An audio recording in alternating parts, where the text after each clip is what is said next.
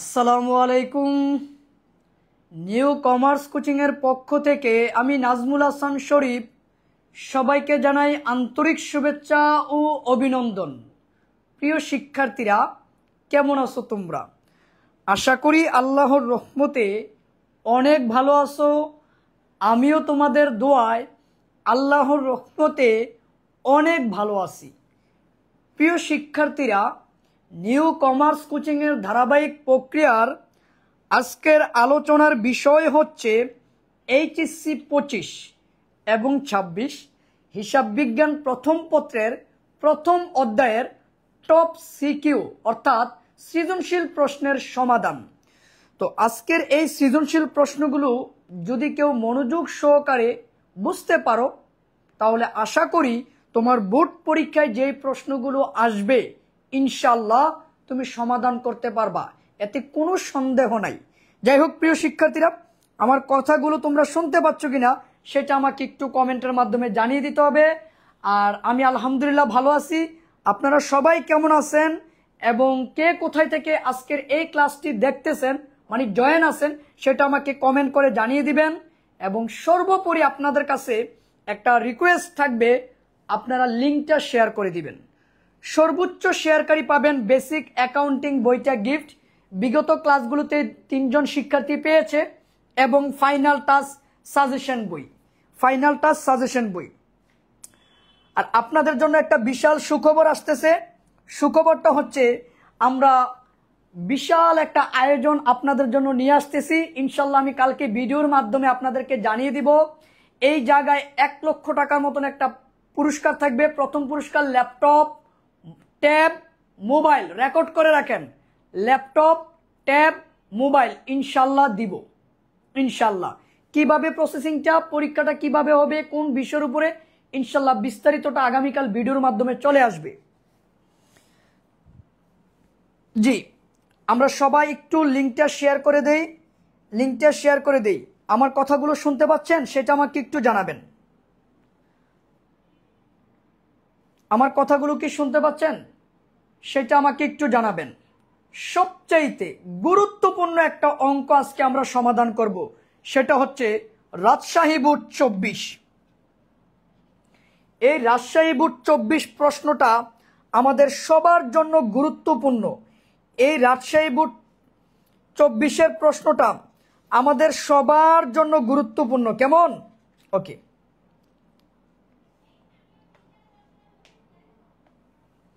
জি, Rajshahi board 24 আমাদের চলমান 3টা কোর্স, এইচএসসি 25-এর 2টা, 26-এর 1টা। হ্যাঁ, টার্গেট এ প্লাস এইচএসসি 25 ভর্তি হতে পারো 999 টাকা বইসহ, 1499 টাকা ফাইনাল রিভিশন এবং প্রি অ্যাডমিশনটা ফ্রি 1499 টাকা। আর 26টা হচ্ছে 1999 টাকা। ভর্তি হওয়ার জন্য আমাদের হোয়াটসঅ্যাপ নাম্বারে যোগাযোগ করো। কেমন? Okay fine. সবাই লিঙ্কটা একটু শেয়ার করে দাও এবং তোমার বন্ধু বান্ধব যারা আছে তাদেরকে মেনশন দাও। ওকে, আর বিজ্ঞাপন দিব না। দেখো, রাজশাহী বোর্ড 24 গুরুত্বপূর্ণ একটা প্রশ্ন। আমি শুরু করব কিনা আমাকে একটু জানাবা। আমি ক্লাসটা শুরু করব কিনা আমাকে একটু জানাবা প্লিজ। আমি ক্লাসটা শুরু করব কিনা আমাকে একটু জানাবা প্লিজ। আমি ক্লাসটা শুরু করব কিনা আমাকে একটু জানাবা।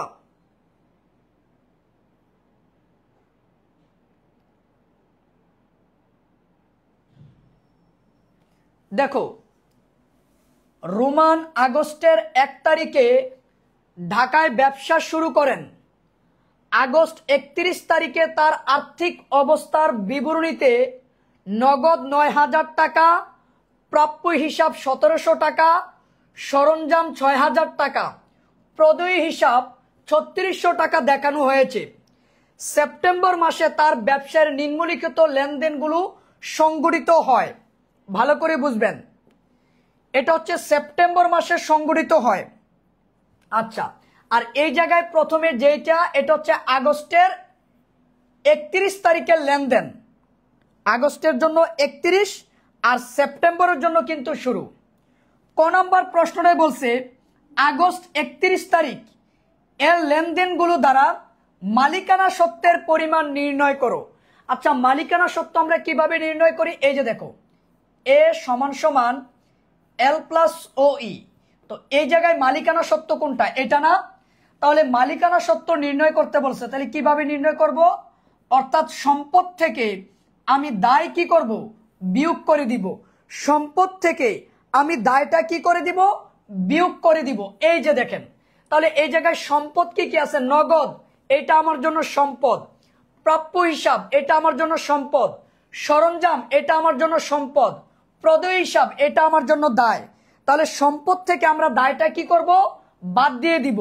এবার আসেন, এটা আপনি কিভাবে করবেন, ছকটা কিভাবে তৈরি করবেন, ওইটা হচ্ছে দেখার বিষয়। এই যে দেখেন, আমরা ছকটা কিভাবে তৈরি করব, সবাই একটু খেয়াল করবেন মনোযোগ সহকারে। যদি বুঝতে চান মনোযোগ সহকারে ক্লাসটা করতে হবে, কারণ আমরা কোনো দুষ্টামি ফাজলামি করব না ক্লাসে। সবসময় গড়টা করবেন বিবরণ টাকা টাকা। তাহলে এই জায়গায় প্রথমে আমরা সম্পদগুলো বাইর করব। প্রারম্ভিক সম্পদ, সম্পদগুলো কি কি আছে? নগদ ৯,০০০ টাকা। তারপরে হচ্ছে অফিস সরঞ্জাম,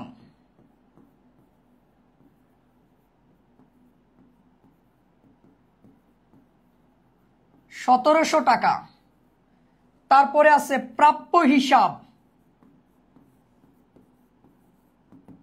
৬,০০০ টাকা। এবার এই তিনটা সম্পদ যোগ করলে কত হয় বলেন? এই তিনটা সম্পদ যোগ করলে কত হয় বলেন?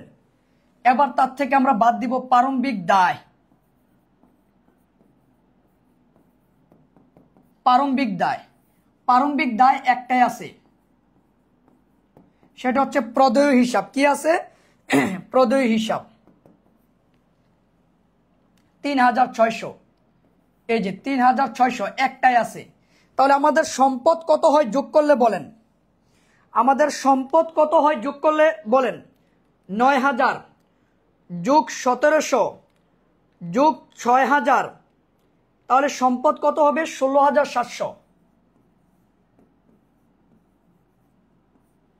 এবার তার থেকে, এবার দেখেন ১৬,৭০০, তার থেকে আমি দায়টা বাদ দিব ৩,৬০০, বাদ দিলে হবে ১৩,১০০। এই ১৩,১০০ টাকা হচ্ছে আমার মালিকানা সত্ত্ব। এই ১৩,১০০ হচ্ছে আমার জন্য মালিকানা সত্ত্ব। বলো তো বুঝতে পারছো কিনা? এই জায়গায় লিখে নিবা ক নাম্বার প্রশ্ন। এই জায়গায় লিখে নিবা যে মালিকানা সত্ত্বের পরিমাণ নির্ণয়, মালিকানা সত্ত্বের পরিমাণ নির্ণয় বা প্রারম্ভিক মূলধনের পরিমাণ নির্ণয়। এটা যদি না লিখো তাহলে নাম্বার কেটে দিবে। বলো বুঝতে পারছো কিনা? ক নাম্বার প্রশ্নটা বুঝতে পারছো? আমরা প্রারম্ভিক সম্পদ থেকে প্রারম্ভিক দায় বাদ দিছি। এই যে মালিকানা সত্ত্ব বাইর করতে আমরা কি করছি? সম্পদ থেকে আমরা কি বাদ দিছি? দায় বাদ দিছি। সম্পদ থেকে আমরা কি বাদ দিছি? দায় বাদ দিছি। হ্যাঁ, তো আমরা তো ৩১ তারিখের এন্ট্রিগুলো নিয়ে করছি, তাই না? তো ৩১ তারিখের এন্ট্রিগুলোতে নগদ কত? ৯,০০০। তারপরে দেখো প্রাপ্য হিসাব কত? ১৭০০। সরঞ্জাম কত? ৬,০০০। প্রদেয় হিসাব কত? ৩,৬০০। তাহলে আমরা ওইটা লিখে যোগ করে দিব। কেমন? লিখে যোগ করে দিব। বলো তো বুঝতে পারছো কিনা?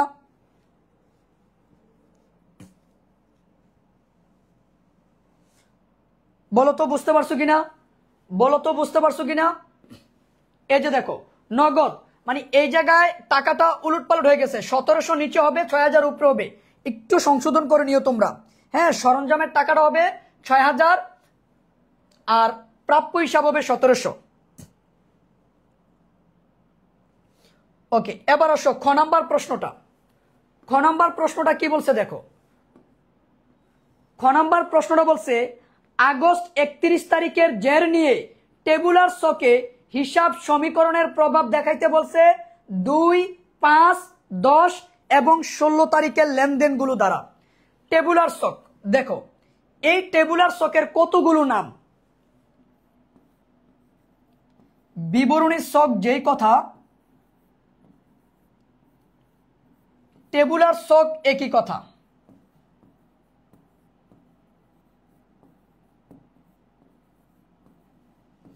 এ সমান সমান এল প্লাস ই প্রমাণ করো একই কথা।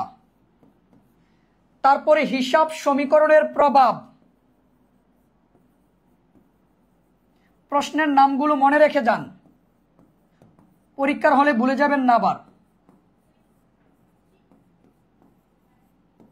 এই যে দেখেন, এই হচ্ছে এই প্রশ্নের নামগুলো। তাহলে দেখেন, ভালো করে বুঝেন, বিবরণী ছক, টেবুলার ছক, এ সমান সমান এল প্লাস ও ই, হিসাব সমীকরণের প্রভাব, এই নামগুলো সব একই কথা। অর্থাৎ এই নামগুলো দিয়ে যদি আমাদেরকে প্রশ্ন করে তাহলে উত্তর কিন্তু একই হবে। কেমন? তাহলে দেখেন, টেবুলার ছকের গড়টা কিভাবে করবেন। আপনারা এক একজন কিন্তু এক একভাবে গড় করেন, কোনো সমস্যা নাই। গড় নিয়ে কিন্তু বিন্দু পরিমাণে কোনো সমস্যা নাই। দেখেন,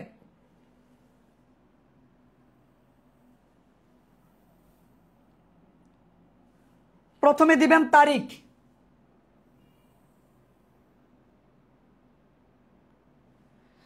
প্রথমে তারিখ, তারপরে আমরা এর জন্য গড় রাখবো এ সমান সমান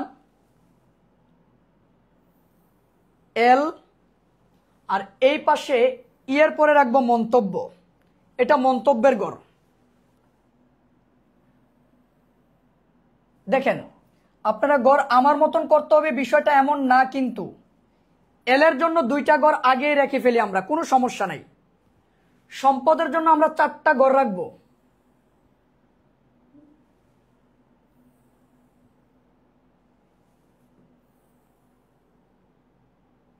এবার আপনি যেভাবে ইচ্ছা সেভাবে করেন, কোনো সমস্যা নেই। তারিখ, এ সমান সমান সম্পদ,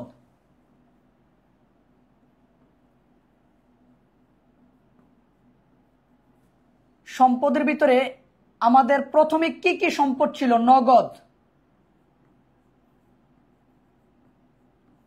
প্রাপ্য হিসাব, অফিস সরঞ্জাম লিখে নিলাম। দায়ের পাশে একটা ছিল প্রদেয় হিসাব, লিখে নিলাম। এল মানে কি? দায়, সমান সমান ওই মানে কি? মালিকানা সত্ত্ব, মালিকানা সত্ত্ব। উপাদান কি কি? 4টা, মূলধন, আয়, ব্যয়, উত্তোলন। আর এই পাশের গড়টার নাম হবে কি? মন্তব্য। বলেন তো গড়টা বুঝতে পারছেন কিনা? বলেন তো গড়টা বুঝতে পারছেন কিনা? মন্তব্যের গড়টা দিলে ভালো, মন্তব্যের গড় আপনারা সবাই দিবেন। এবার দেখেন, এই মন্তব্যের গড়ে আমরা কোন এন্ট্রির কথাগুলো লিখব? যেই এন্ট্রিগুলো ই কে প্রভাবিত করবে ওই এন্ট্রির কথাগুলোই কিন্তু আমরা মন্তব্যের গড়ে লিখব। এটা একটু মাথায় রাখবেন, কেমন? আর যারা ক্লাসে আছেন অবশ্যই একটা করে শেয়ার দিবেন এবং লাইক কমেন্ট করবেন। হ্যাঁ, আচ্ছা, এবার আসেন, আমরা অঙ্ক করতেছি 2023 সাল, সেপ্টেম্বরের 1 তারিখ দিবেন এই জায়গায়। ওই যে আগস্টের 31 তারিখের এন্ট্রিটা, এটা কিন্তু সেপ্টেম্বরের 1 তারিখ দিয়ে দিবেন আপনারা। কেমন? সেপ্টেম্বরের 1 তারিখ দিয়ে দিবেন। ওকে, ফাইন। দেওয়ার পরে আপনি নগদ কত টাকা? 9,000 টাকা। প্রাপ্য হিসাব কত? 1700। সরঞ্জাম কত? 6,000 টাকা। সরঞ্জাম কত? 6,000 টাকা। আর প্রদেয় হিসাব কত? 3,600। এবার এই সম্পদ থেকে দায় বাদ দিলে আমার মূলধন আসে কত? 13,100। তাহলে আমি এই জায়গায় লিখব মূলধন। বলেন তো প্রথম এন্ট্রিটা বসানো বুঝতে পারছেন কিনা? বলেন তো প্রথম এন্ট্রিটা বসানো বুঝতে পারছেন কিনা? এবার বসানোর পরে আমাদের কাজ হচ্ছে একটা দাগ দিয়ে দিব। এই যে দাগ দিয়ে দিলাম। এবার দাগ দেওয়ার পরে উপরের রেজাল্টটা আমরা নিচে নামিয়ে দিব। উপরে যা থাকবে সেটা আমরা নিচে নামিয়ে দিব। এটা নামারও যে বাধ্যতামূলক এমন না, আপনি চাইলে অঙ্কের শেষে একবারে যোগ বিয়োগ করতে পারবেন, কোনো সমস্যা নাই। তো আমরা যদি প্রত্যেকটা এন্ট্রি শেষে করে ফেলি, লাভটা হচ্ছে কি জানেন, লাভটা হচ্ছে আমার ভুল হওয়ার সম্ভাবনাটা কমে যাবে। বলেন তো বুঝতে পারছেন কিনা, বলেন তো বুঝতে পারছেন কিনা। নগদ যেই টাকাটা আমরা পেয়েছি সেটা নগদের করে লিখছি, প্রাপ্য হিসাবের উদ্বৃত্ত যেটা ছিল সেটা প্রাপ্য হিসাবের করে লিখছি, অফিস সরঞ্জামের উদ্বৃত্ত যেটা ছিল সেটা আমরা অফিস সরঞ্জামের করে লিখছি, লিখার পরে দায়ের উদ্বৃত্তটা দায়ের করে লিখছি। এবার সম্পদ থেকে দায়টা বিয়োগ করছি, বিয়োগ করার পর যেই অ্যামাউন্ট আসছে এটা হচ্ছে আমাদের জন্য মালিকানা সত্ত্ব, মানে মূলধন। এটা কার ঘরে বসাবো, মালিকানা সত্ত্বের ঘরে বসাবো। আর মন্তব্যের ঘরে কি লিখবো, মূলধন লিখবো। কারণ মন্তব্যের ঘরে 4টা এন্ট্রির কথা লিখবো, যেই এন্ট্রিটা ই কে প্রভাবিত করবে। ই কে প্রভাবিত করে 4টা জিনিস, মূলধন, আয়, ব্যয়, উত্তোলন। বলেন তো বুঝতে পারছেন কিনা, বলেন বুঝতে পারছেন কিনা।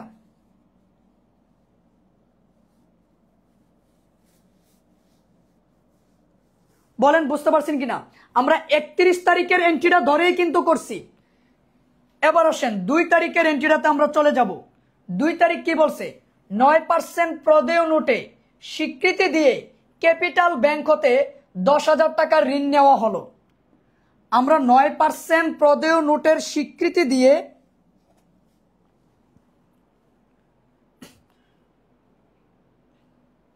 আমরা কিন্তু এই জায়গায় 31 তারিখের এন্ট্রিটাই লিখছি। এটা আগস্টের জন্য 31 তারিখ, কিন্তু এটা সেপ্টেম্বর মাসের জন্য 1 তারিখ, অর্থাৎ আগস্টের শেষ সেপ্টেম্বরের শুরু। তাই সেপ্টেম্বরের 1 তারিখে এটাকে ব্যালেন্স বিডি দেয়া মানে উদ্বৃত্ত দিয়ে লিখতে হবে। এই জন্য এগুলো তো উদ্বৃত্ত, এই যে নগদ, প্রাপ্য হিসাব, অফিস সরঞ্জাম, এরপরে প্রদেয় হিসাব। আমরা সম্পদ থেকে দায় বাদ দিছি, মালিকানা সত্ত্বের করে লিখছি। তুমি ওই জায়গায় 31 তারিখ লিখো, কোনো সমস্যা নাই। ওকে, এবার আমরা প্রদেয় নোটের মাধ্যমে ব্যাংক থেকে ঋণ নিছি। তাহলে একটা কথা মনে রাখবেন, আমরা যদি ব্যাংক থেকে ঋণ নেই তাহলে ব্যাংক আমাকে কখনো ঋণের অর্থ নগদে প্রদান করবে না। ব্যাংক আমাকে কখনো ঋণের টাকাটা নগদে দিবে না। ব্যাংক কি করবে, ওই ঋণের টাকাটা আমাকে আমার ব্যাংকের মাধ্যমে দিবে। অর্থাৎ তুমি যদি ব্যাংক থেকে ঋণ নিতে চাও, তুমি যদি ব্যাংক থেকে ঋণ নিতে চাও, ব্যাংক তোমাকে বলবে যে তার ব্যাংকে আগে একটা অ্যাকাউন্ট খোলার জন্য, তারপর ওই ঋণের টাকাটা তোমার অ্যাকাউন্টে সে দিয়ে দিবে। তাহলে টাকাটা কোথায় বসবে, ব্যাংকের ঘরে বসবে। কেমন, এই যে ব্যাংকের ঘরে আমরা লিখলাম। এবার এই ব্যাংক থেকে ঋণটা নেওয়ার সময় আমি কিন্তু ব্যাংকের কাছে একটা নোট ইস্যু করছি, সেটার নাম কি, প্রদেয় নোট। আর এই প্রদেয় নোট এটা কিন্তু আমার জন্য দায়, তাই দায়ের ঘরে আমরা লিখব প্রদেয় নোট। এই যে দায়ের ঘরে আমরা কি লিখব, প্রদেয় নোট। এই জায়গায় ব্যাংক ঋণ না লিখে প্রদেয় নোট লিখব। লিখার পরে ওই প্রদেয় নোটের ঘরে 10,000 টাকা লিখে দিব। আর এটা কিন্তু ই কে প্রভাবিত করে নাই, যার কারণে তার কথা মন্তব্যের ঘরে লিখতে পারবো না। বলো বুঝতে পারছো কিনা। এবার আমাকে বলো যে তুমি এন্ট্রিটা বুঝতে পারছো কিনা, এন্ট্রিটা বুঝতে পারছো কিনা এবার আমাকে বলো প্লিজ। তোমরা জাস্ট পড়া রিলেটেড মন্তব্য করো। এবার উপরে যেটা আছে এটা তুমি নিচে নামাও।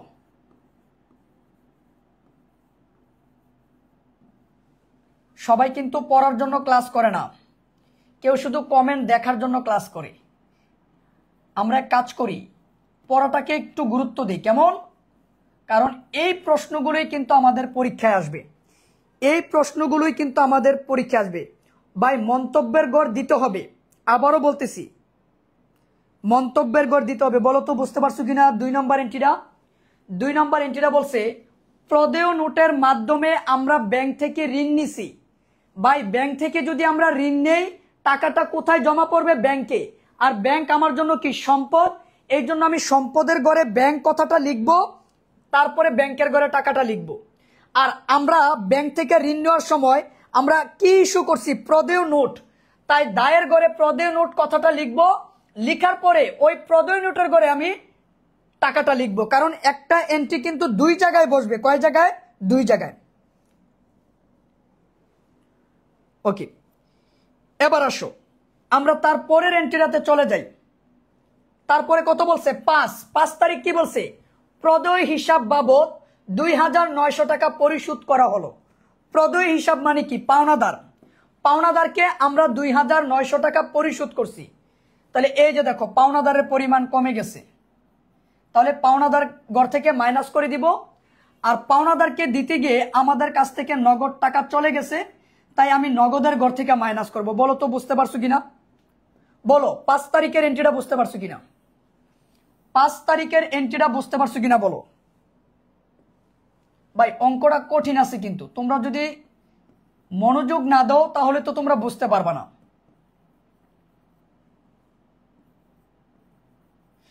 সবকিছু সহজে বোঝা যায় না, তার জন্য প্রয়োজন একটু মনোযোগ দেওয়া, ঠান্ডা মাথায় চিন্তা করা যে কি হয়েছে এই জায়গায়। আচ্ছা, এবার আসেন আমরা ক্যালকুলেশন করে বসাই। 9000 মাইনাস 2900, তাহলে বসবে কত? 6100। এবার বলো, তোমরা বলো 5 তারিখেরটা কি বুঝতে পারছো? 5 তারিখেরটা কি বুঝতে পারছো? 5 তারিখেরটা বলছে প্রদেয় হিসাবের 2900 টাকা পরিশোধ করছি। ভাই প্রদেয় হিসাব মানে পাওনাদার। পাওনাদারকে 2900 টাকা পরিশোধ করছি, মানে পাওনাদারকে আমি 2900 টাকা দিয়ে দিছি। তাহলে পাওনাদারের পরিমাণ কি হয়েছে? কমছে। তাই পাওনাদারের ঘরে আমি ব্র্যাকেট দিয়ে বুঝিয়েছি যে এই জায়গায় মাইনাস হয়েছে। তারপরে দেখো পাওনাদারকে দিতে যে আমার কাছ থেকে কি চলে গেছে? নগদ টাকা চলে গেছে। তাই আমি নগদের ঘর থেকে কি করছি? মাইনাস করছি। বলো তো বুঝতে পারছো কিনা? বলো তো বুঝতে পারছো কিনা? বলো তো বুঝতে পারছো কিনা? এবার আসো 5 তারিখের পরে। 5 তারিখের পরে কয় তারিখ? 10। কি বলছে দেখো, প্রাপ্য হিসাবতে 1300 টাকা আদায় করা হয়। এবার তুমি বুঝো প্রাপ্য হিসাব মানে কি? প্রাপ্য হিসাব মানে দেনাদার। দেনাদারের কাছ থেকে 1300 টাকা তুমি আদায় করছো, তাহলে তোমার কাছে টাকা কিন্তু বাড়ছে, তাই নগদের ঘরে লিখবা। আর দেনাদার যে টাকা দিয়ে দিছে, ওই দেনাদারের ঘর থেকে টাকাটা কি করে দিবা? মাইনাস করে দিবা। ওকে, বলো তো 10 তারিখেরটা বুঝতে পারছো কিনা? এটা কিন্তু ই কে প্রভাবিত করে নাই, যার কারণে এটার কথা মন্তব্যের ঘরে আমরা লিখতে পারবো না। বলো বুঝতে পারছো কিনা?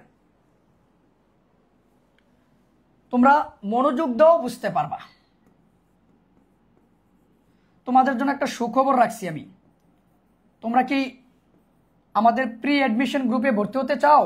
ফ্রিতে, কোনো টাকা পয়সা লাগবে না। আচ্ছা, এবার আসো। এবার এটা আমরা যদি যোগ করি 7400। বলো বুঝতে পারছো কিনা? সবাই সবার জায়গা থেকে। ভাই 5 নাম্বারটা আবার বুঝান। ভাই তোমরা কই থাকো আমাকে বলো তো, আসলে কি তোমরা ক্লাস করো? 5 তারিখেরটা বলছে প্রদেয় হিসাবকে পরিশোধ। এই জিনিসটা না বুঝলে আমি কিসের 25-এর ক্যান্ডিডেট? প্রদেয় হিসাবকে পরিশোধ করছি। প্রদেয় হিসাব মানে কি? পাওনাদার। তাই পাওনাদারের ঘরে কমিয়ে দিছি। আর পাওনাদারকে দিতে যে আমার নগদ টাকা গেছে, তাই আমি নগদের ঘর থেকে টাকাটাকে কমিয়ে দিছি। প্রদেয় হিসাবকে পরিশোধ করলে এটা ব্যয় হবে কেন? এটা তো ব্যয় না।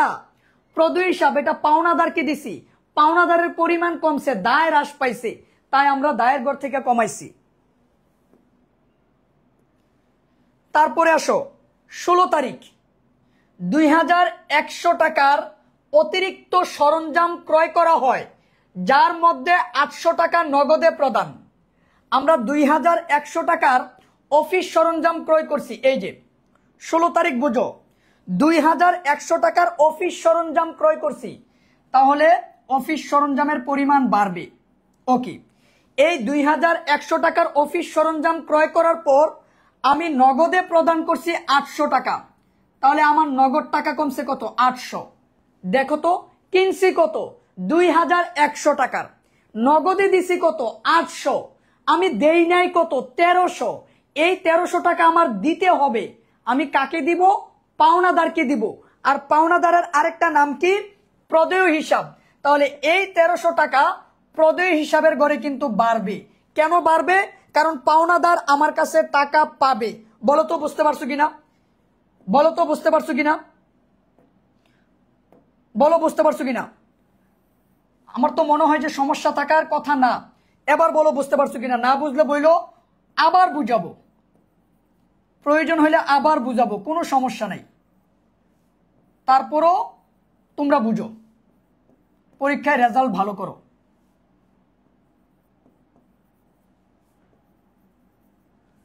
বলো বুঝতে পারছো কিনা?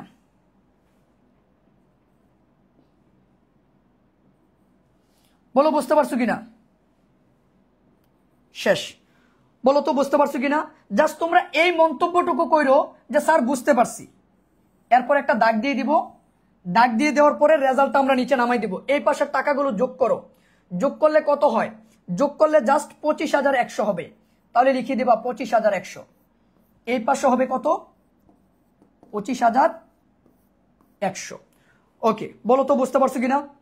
বলো তো বুঝতে পারছো কিনা? সবাই সবার জায়গা থেকে একটা করে শেয়ার করবা এবং লাইক দিয়ে দিবা। বলো বুঝতে পারছো কিনা? বলো তো বুঝতে পারছো কিনা?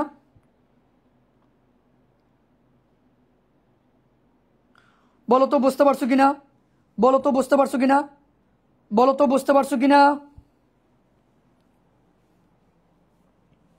2 নাম্বারটা বুঝো নাই। ওকে, 2 নাম্বারটা লাস্ট আমি আবার বুঝিয়ে দিচ্ছি। 2 নাম্বার প্রশ্নটা বলছে আমরা 9% প্রদেয় নোটের মাধ্যমে, তুমি এই জায়গায় একটু খেয়াল করো প্রশ্নটার দিকে, অন্যদিকে আর কিছু খেয়াল করা লাগবে না। 9% প্রদেয় নোটে স্বীকৃতি দিয়ে ক্যাপিটাল ব্যাংক হতে 10,000 টাকা ঋণ নিছি। তোমাদের মনের ভিতরে একটা খুঁতখুঁতি আছে, ওই খুঁতখুঁতিটা হচ্ছে এই 9% কি কোনো কাজে আসবে না, এটা এই জায়গায় কোনো কাজে আসবে না, এটা বাদ। আচ্ছা, তাহলে কাজে আসবে কোনটা? এই 10,000 টাকা আমি ব্যাংক থেকে কি নিছি? ঋণ নিছি। ব্যাংক থেকে ঋণ নেওয়ার কারণে আমার ব্যাংকের টাকা কিন্তু বাড়ছে। ব্যাংকের টাকা কি হয়েছে? বাড়ছে, তাই না? বলো তো। জি, ব্যাংকের টাকা বাড়ছে। তাহলে আমরা কোথায় বসাবো? এই যে ব্যাংকের ঘরে, দেখছো? ব্যাংকের ঘরে বসাইলাম। এবার তুমি যে ব্যাংক থেকে ঋণটা নিছো, ঋণটা নেওয়ার সময় তুমি কি ইস্যু করছো? ব্যাংকের কাছে কি দিছো? প্রদেয় নোট। তাহলে প্রদেয় নোট এটা কিন্তু একটা দায়, তাই দায়ের ঘরে এই যে প্রদেয় নোটের কথাটা লিখে তার ঘরে টাকাটা লিখে দিবা। বলো তো বুঝতে পারছো কিনা? বলো তো বুঝতে পারছো কিনা? আচ্ছা, 16 তারিখটা আরেকবার দেখো। 16 তারিখ বলছে 2,100 টাকার অফিস সরঞ্জাম ক্রয় করছি। ক্রয় করার পর আমি নগদে 800 টাকা দিছি। তাহলে এই যে দেখো 2,100 টাকার অফিস সরঞ্জাম ক্রয় করছি, তাই অফিস সরঞ্জামের ঘরে বসবে, কারণ সম্পদ বাড়ছে। এটা ক্রয় করার পর আমি নগদে দিয়ে দিছি 800 টাকা, তাহলে নগদ টাকা কমছে 800। দেখো তো, কিনছিলাম 2,100, দিয়ে দিছি 800, তাহলে ওই ব্যক্তিকে আমি দেই নাই কত? 1,300 টাকা। ওইটা দিতে হবে না নাকি মাইরা দিবা তোমরা? মাইরা দেওয়ার অভ্যাস আছে নাকি? তাহলে ওইটা দিতে হবে। ওইটা আমরা কাকে দিব? পাওনাদারকে দিব। আর পাওনাদার আমার জন্য একটা কি? দায়। তাহলে এই যে দেখো প্রদেয় হিসাব যেই কথা, পাওনাদার একই কথা। তাহলে আমাদেরকে প্রদেয় হিসাবের করে প্লাস করতে হবে। বলো তো বুঝতে পারছো কিনা? বলো তো বুঝতে পারছো কিনা? এরপরও যদি কেউ না বুঝো তাহলে পিছন দিক দিয়ে আইসা মাথায় একটা বাড়ি মারো, এইভাবে। এছাড়া আর কোনো রাস্তা নেই। এছাড়া আর কোনো রাস্তা আমার কাছে খোলা নাই। আমি আর রাস্তা দেখতে পাচ্ছি না। তোমরা যা শুরু করছো, তাই না? আচ্ছা, এবার আসো গ নাম্বারটা কি বলছে দেখো। নিট আয় নির্ণয় পূর্বক 30শে সেপ্টেম্বর 2023 তারিখে মালিকানা সত্ত্ব বিবরণী প্রস্তুত করো। নিট আয় নির্ণয় পূর্বক, এটার মানে কি? এটার মানে হচ্ছে আগে তোমাকে নিট আয় বাহির করতে হবে, তারপর মালিকানা সত্ত্ব করতে হবে। আগে নিট আয় বাহির করতে হবে, তারপর মালিকানা সত্ত্ব করতে হবে। চলো আগে আমরা নিট আয় বাহির করব।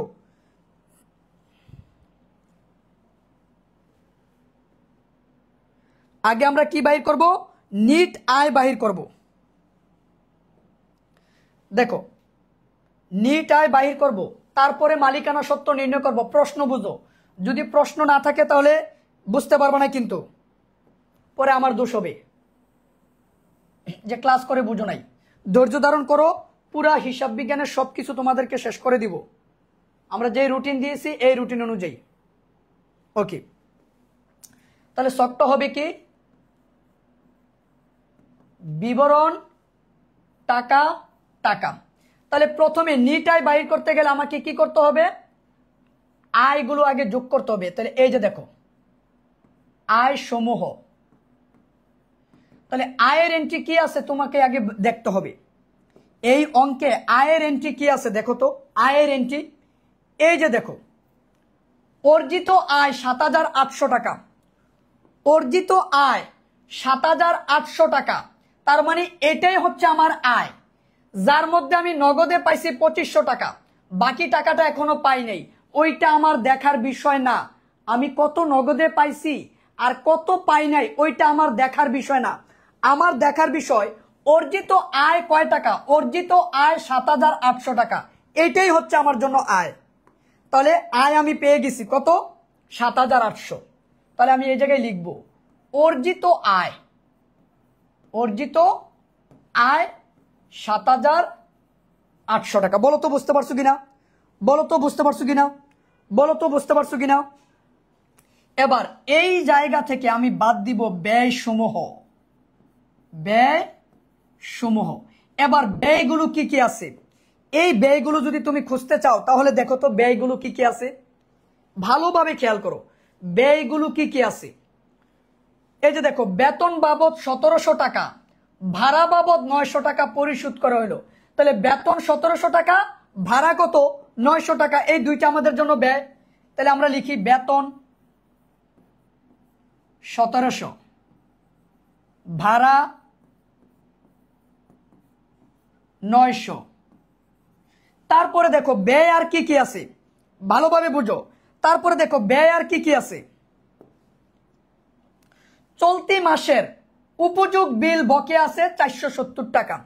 এই যে দেখো, এই যে উপযোগ বিল, এটা কিন্তু দুইটা হিসাব খাতকে প্রভাবিত করে, একটা হচ্ছে ব্যয় হিসাবকে প্রভাবিত করে, আরেকটা হচ্ছে দায় হিসাবকে প্রভাবিত করে।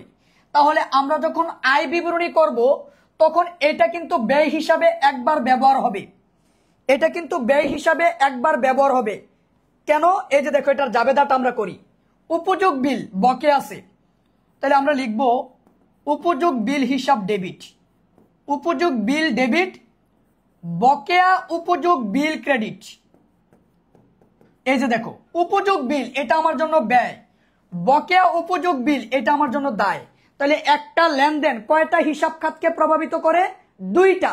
তাহলে এই যে উপযোগ বিল এটা যে আমার জন্য ব্যয় ৪৭০ টাকা, তাহলে এটা কিন্তু আমার ব্যয়ের ভিতরে আসবে। তাহলে আমরা লিখব ৪৭০ এই জায়গায়, এই যে উপযোগ বিল, ভালো করে বুঝো। তারপরে আর ব্যয়ের ভিতরে কি আসবে, দেখো আর ব্যয়ের ভিতরে কি আসবে, প্রদেয় নোটের ১ মাসের সুদ পরিশোধ করা হলো। এই যে দেখো প্রদেয় নোটের সুদ আমি ১ মাসের পরিশোধ করছি, এটাও আমার জন্য ব্যয়, কিন্তু টাকা তো দেওয়া নাই। তুমি উপরের দিকে তাকাও তো, তুমি যে ব্যাংক থেকে ঋণ নিছিলা ১০,০০০ টাকার, ঋণ নেওয়ার সময় তুমি তারে কিন্তু বলছিলা কয় পার্সেন্ট সুদ দিবা, ৯%। এই যে দেখো, তাহলে সুদটা বাহির করো। এই যে দেখো ১০,০০০ টাকা, ৯% আসবে কত, ৯০০। কিন্তু আমরা পরিশোধ করছি কয় মাসের, ১ মাসের।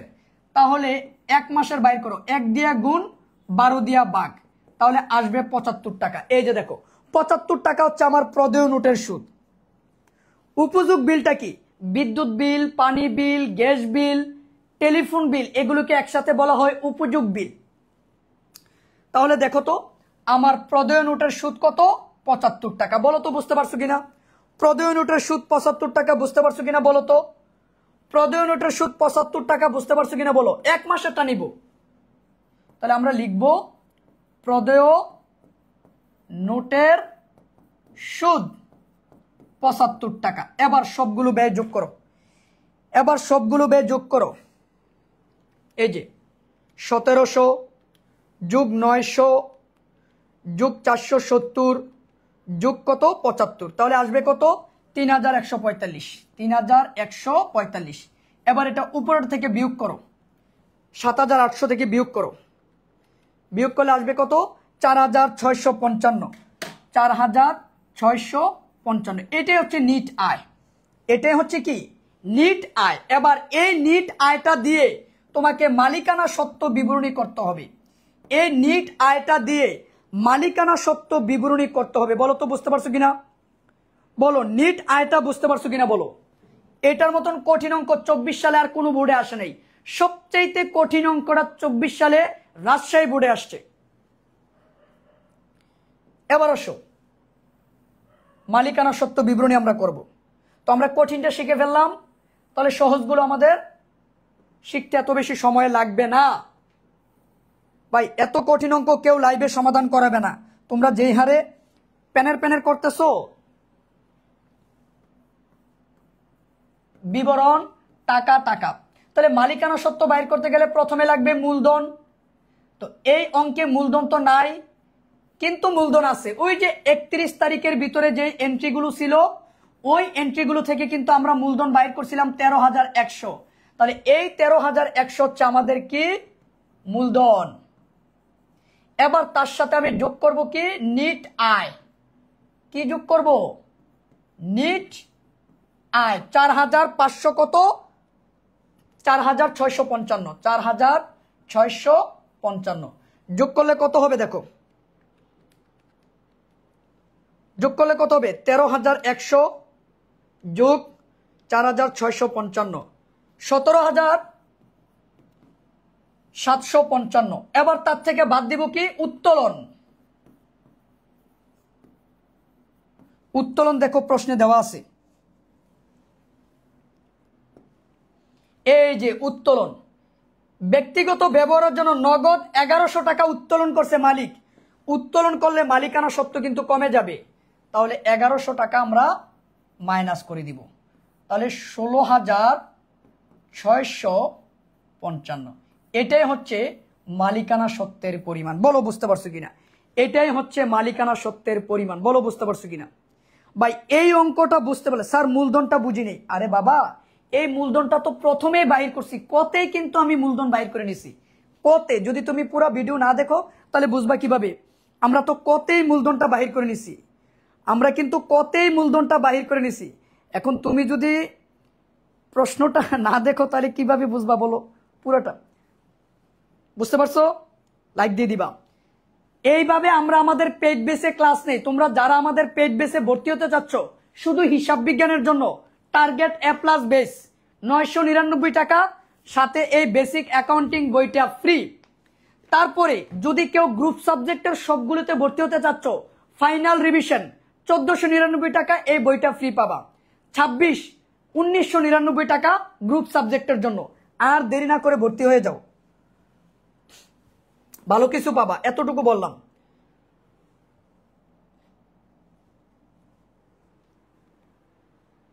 বরিশাল বুট 24, বরিশাল বুট 24 আসো, জিজ্ঞাসা করো বরিশাল বুট 24 বরিশালের কেউ আছে কিনা।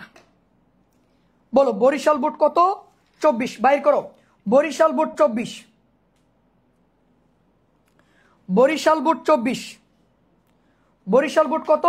24। তোমরা স্ক্রিনশট দাও, বরিশাল বুট 24 তোমরা স্ক্রিনশট দাও। জনাব ফাহাদ 2023 সালের 1 জানুয়ারি তারিখে নগদ 1,30,000 টাকা এবং 80,000 টাকার যন্ত্রপাতি নিয়ে ব্যবসা শুরু করেন। ক নাম্বার প্রশ্নটা কি বলছে দেখো, লেনদেন নয় এমন ঘটনা চিহ্নিত করো। এটা তোমরা সবাই পারবা।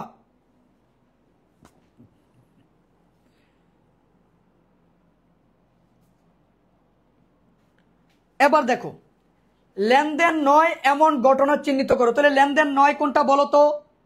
লেনদেন নয় কোনটা বলো? বলো তোমরা বলো। মালিক তার ব্যক্তিগত তহবিল হতে 3,000 টাকা আয়কর পরিশোধ করেন, এটা কিন্তু লেনদেন না। মাসিক 8,000 টাকা বেতনে একজন কর্মচারী নিয়োগ করা হলো, এটাও লেনদেন না। তাহলে এই দুইটা টাকা যোগ করে দিবা, তাহলেই কিন্তু উত্তরটা হয়ে যাবে। বলো বুঝতে পারছো কিনা? বলো বুঝতে পারছো কিনা? এই জায়গায় লেনদেন নয় দুইটা। মাসিক 8,000 টাকা বেতনে একজন ম্যানেজার নিয়োগ করছি, এটা লেনদেন না। মালিক তার ব্যক্তিগত তহবিল থেকে, মালিক তার নিজের অর্থ থেকে ব্যবসায়ের জন্য, হ্যাঁ ব্যবসার আয়কর প্রদান করছে বা আয়কর প্রদান করলো, এটাও কিন্তু লেনদেন না। তাহলে বলো তো বুঝতে পারছো কিনা? ক নাম্বারটা বুঝতে পারছো কিনা বলো? জাস্ট এই দুইটা লিখে টাকাটা যোগ করে দিবা, এই দুইটা এন্ট্রি লিখে টাকাটা যোগ করে নিবা। বলো বুঝতে পারছো কিনা?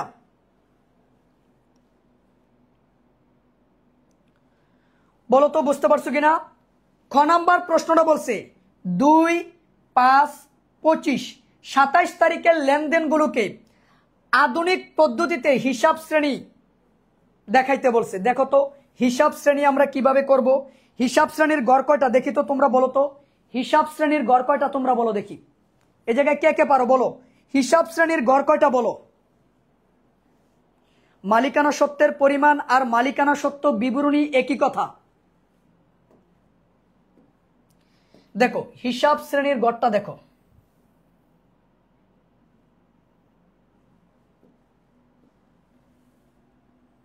হিসাব শ্রেণী যেই কথা, হিসাব খাত একই কথা। তারিখ, বিবরণ, হিসাব শ্রেণী, তাহলে তিনটা হবে। গড় কয়টা হবে? তিনটা। হিসাব শ্রেণীর গড় কয়টা বলো তো? তিনটা। তারিখ, এই প্রশ্নটাও পরীক্ষায় আসবে, হিসাব শ্রেণী লিখে নিও। বিবরণ, হিসাব শ্রেণী।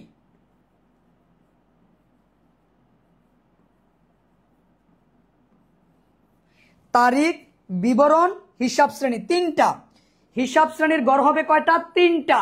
এই যে দেখো, তারিখ, বিবরণ, হিসাব শ্রেণী, তারিখ, বিবরণ, হিসাব শ্রেণী, পাঁচটা চারটা। কি বলতেছে ভাই, তোরা কি ক্লাস করস নাই আসলে? আজকেই কি প্রথম? আচ্ছা, এবার বলো হিসাব কয় প্রকার? 5 প্রকার। সম্পদ, দায়, মালিকানা সত্ত্ব, আয়, ব্যয়। তাহলে হিসাব কয় প্রকার? 5 প্রকার। ভালো করে মনে রাখবা, যদি তুমি হিসাব শ্রেণী করতে চাও তাহলে তোমাকে এই 5 প্রকার হিসাব সম্পর্কে জানতে হবে। এবার আসো প্রশ্নগুলো কি বলছে দেখো। দেখো 2 তারিখ 3 মাসের ভাড়া বাবদ 9,000 টাকা পরিশোধ। তার মানে 3 মাসের ভাড়া আমরা অগ্রিম পরিশোধ করছি, তাহলে এটাকে লিখতে হবে অগ্রিম ভাড়া। একবারে ডেবিট ক্রেডিটের মতন লিখবা।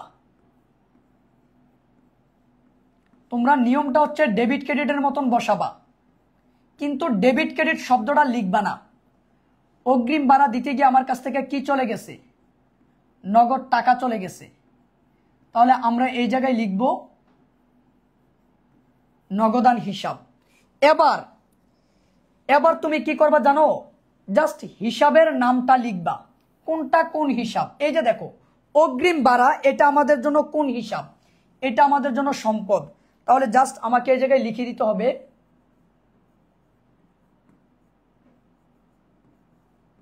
সম্পদ হিসাব। আবার তোমরা পাকনামি কইরা এই জায়গায় এ লেখো না, কিন্তু শুধু সম্পদের জায়গায় এ লেখো না, সম্পদ কথাটাই কিন্তু লেখো। নগদ, এটাও কিন্তু আমাদের জন্য সম্পদ।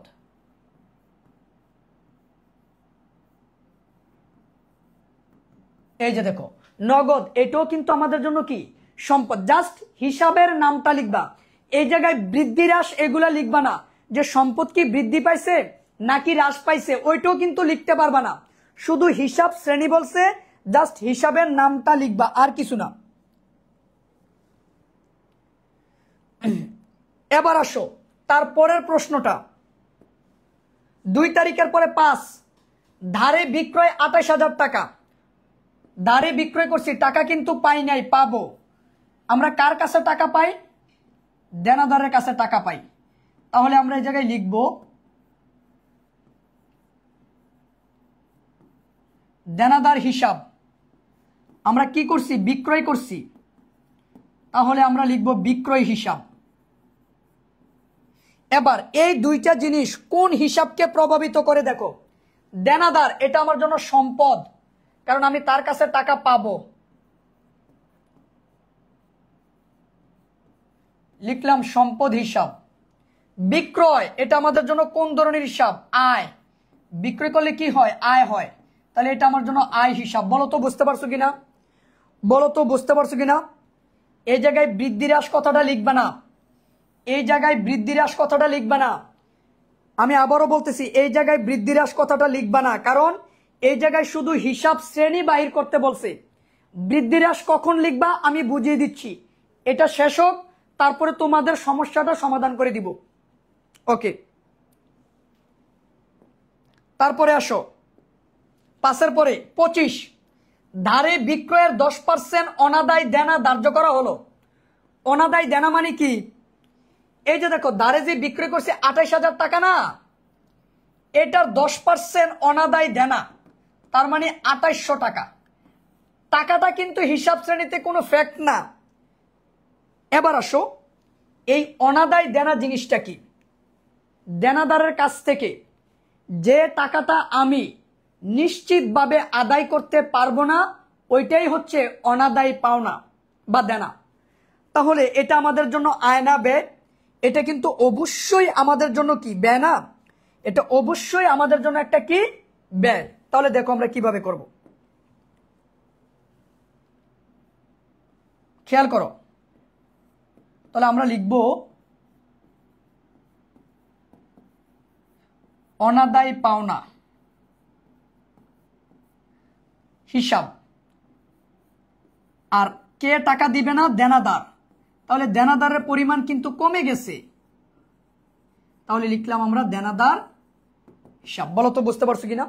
দেনাদারের কাছ থেকে যে টাকাটা আমরা নিশ্চিতভাবে আদায় করতে পারবো না, ওইটাই কিন্তু অনাদায় পাওনা। জি, ডেবিট ক্রেডিট লেখা যাবে না, অনাদায় পাওনা। এটা আমাদের জন্য কি হিসাব?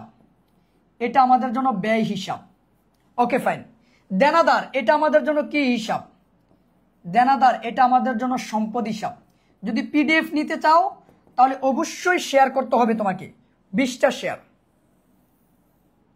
ওকে, বলো বুঝতে পারছো কিনা?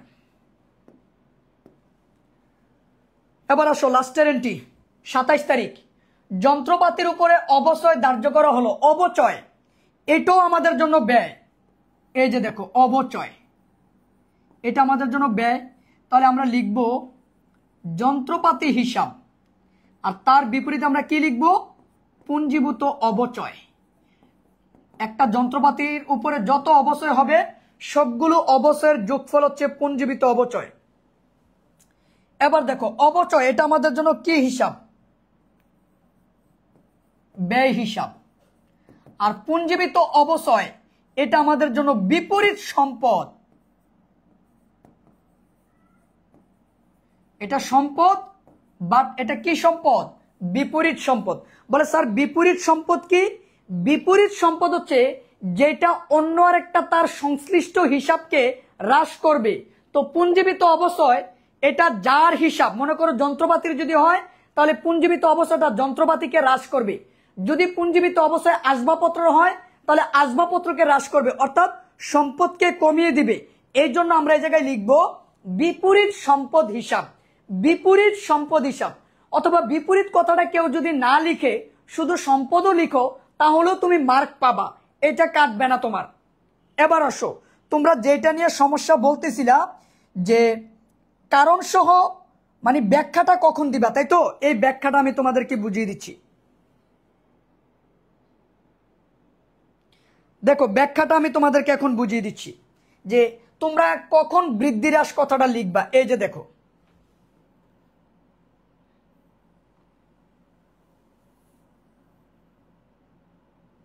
দেখো বৃদ্ধি হ্রাস কথাটা কখন লিখবা জানো? যখন আমাদেরকে কারণ সহ হিসাব শ্রেণী করতে বলবে, তখন এই বৃদ্ধি হ্রাস কথাটা আসবে। কারণ সহ হিসাব শ্রেণী বললে, যদি প্রশ্নে আমাদেরকে বলে যে কারণ সহ হিসাব শ্রেণী বাহির করো, কারণ সহ, তখন আমরা এই জায়গায় কারণগুলো উল্লেখ করতে হবে। এই যে সম্পদ কি বাড়ছে নাকি কমছে, এই যে দেখো সম্পদ বৃদ্ধি, তারপরে সম্পদ হ্রাস, কারণ নগদ টাকা চলে গেছে। এইভাবে তোমাকে যদি কারণ সহ হিসাব শ্রেণী বাইর করতে বলে, তখন তুমি এই জায়গায় কারণের জন্য গড় দিতে হবে। বলো তো বুঝতে পারছো কিনা? বলো তো বুঝতে পারছো কিনা?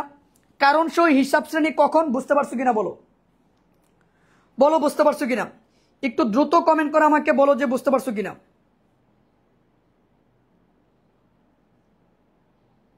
আসো, ক্লাসে আসো, বলতে হবে তো, বুঝতে পারছো নাকি পারো না সেটা বলো।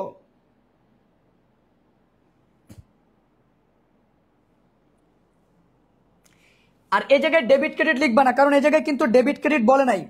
এই জায়গায় কিন্তু ডেবিট ক্রেডিটের কথা বলে নাই। বলো আগে, বুঝতে পারছো কিনা বলো।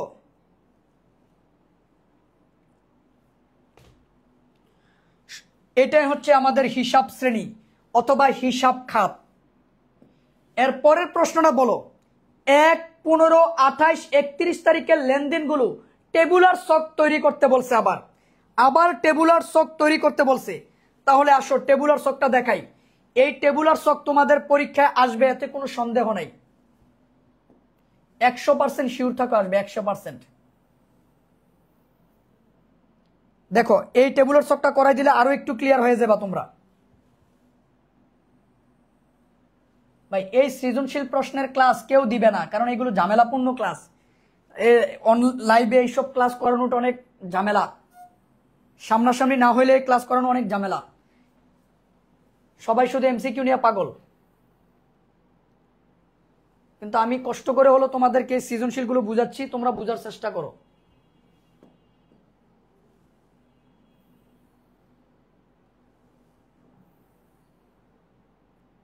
বলো কথাটা কি ভুল বললাম?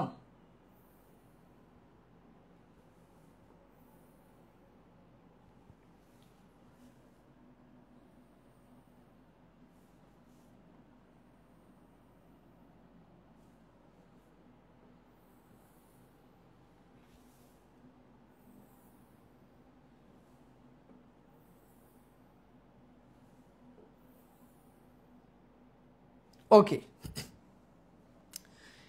এটাও মনোযোগ দিয়ে বুঝো। বাস দুইটা হয়ে গেলে মোটামুটি তোমার একটা ধারণা চলে আসবে। তারিখ, এ মানে সম্পদ। সম্পদের ভিতরে একটা সম্পদ তো প্রত্যেকটা অঙ্কে থাকে, সেটা হচ্ছে নগদ। লিখে রাখবা। এল মানে দায়। আচ্ছা, ওই মানে হচ্ছে মালিকানা সত্ত্ব।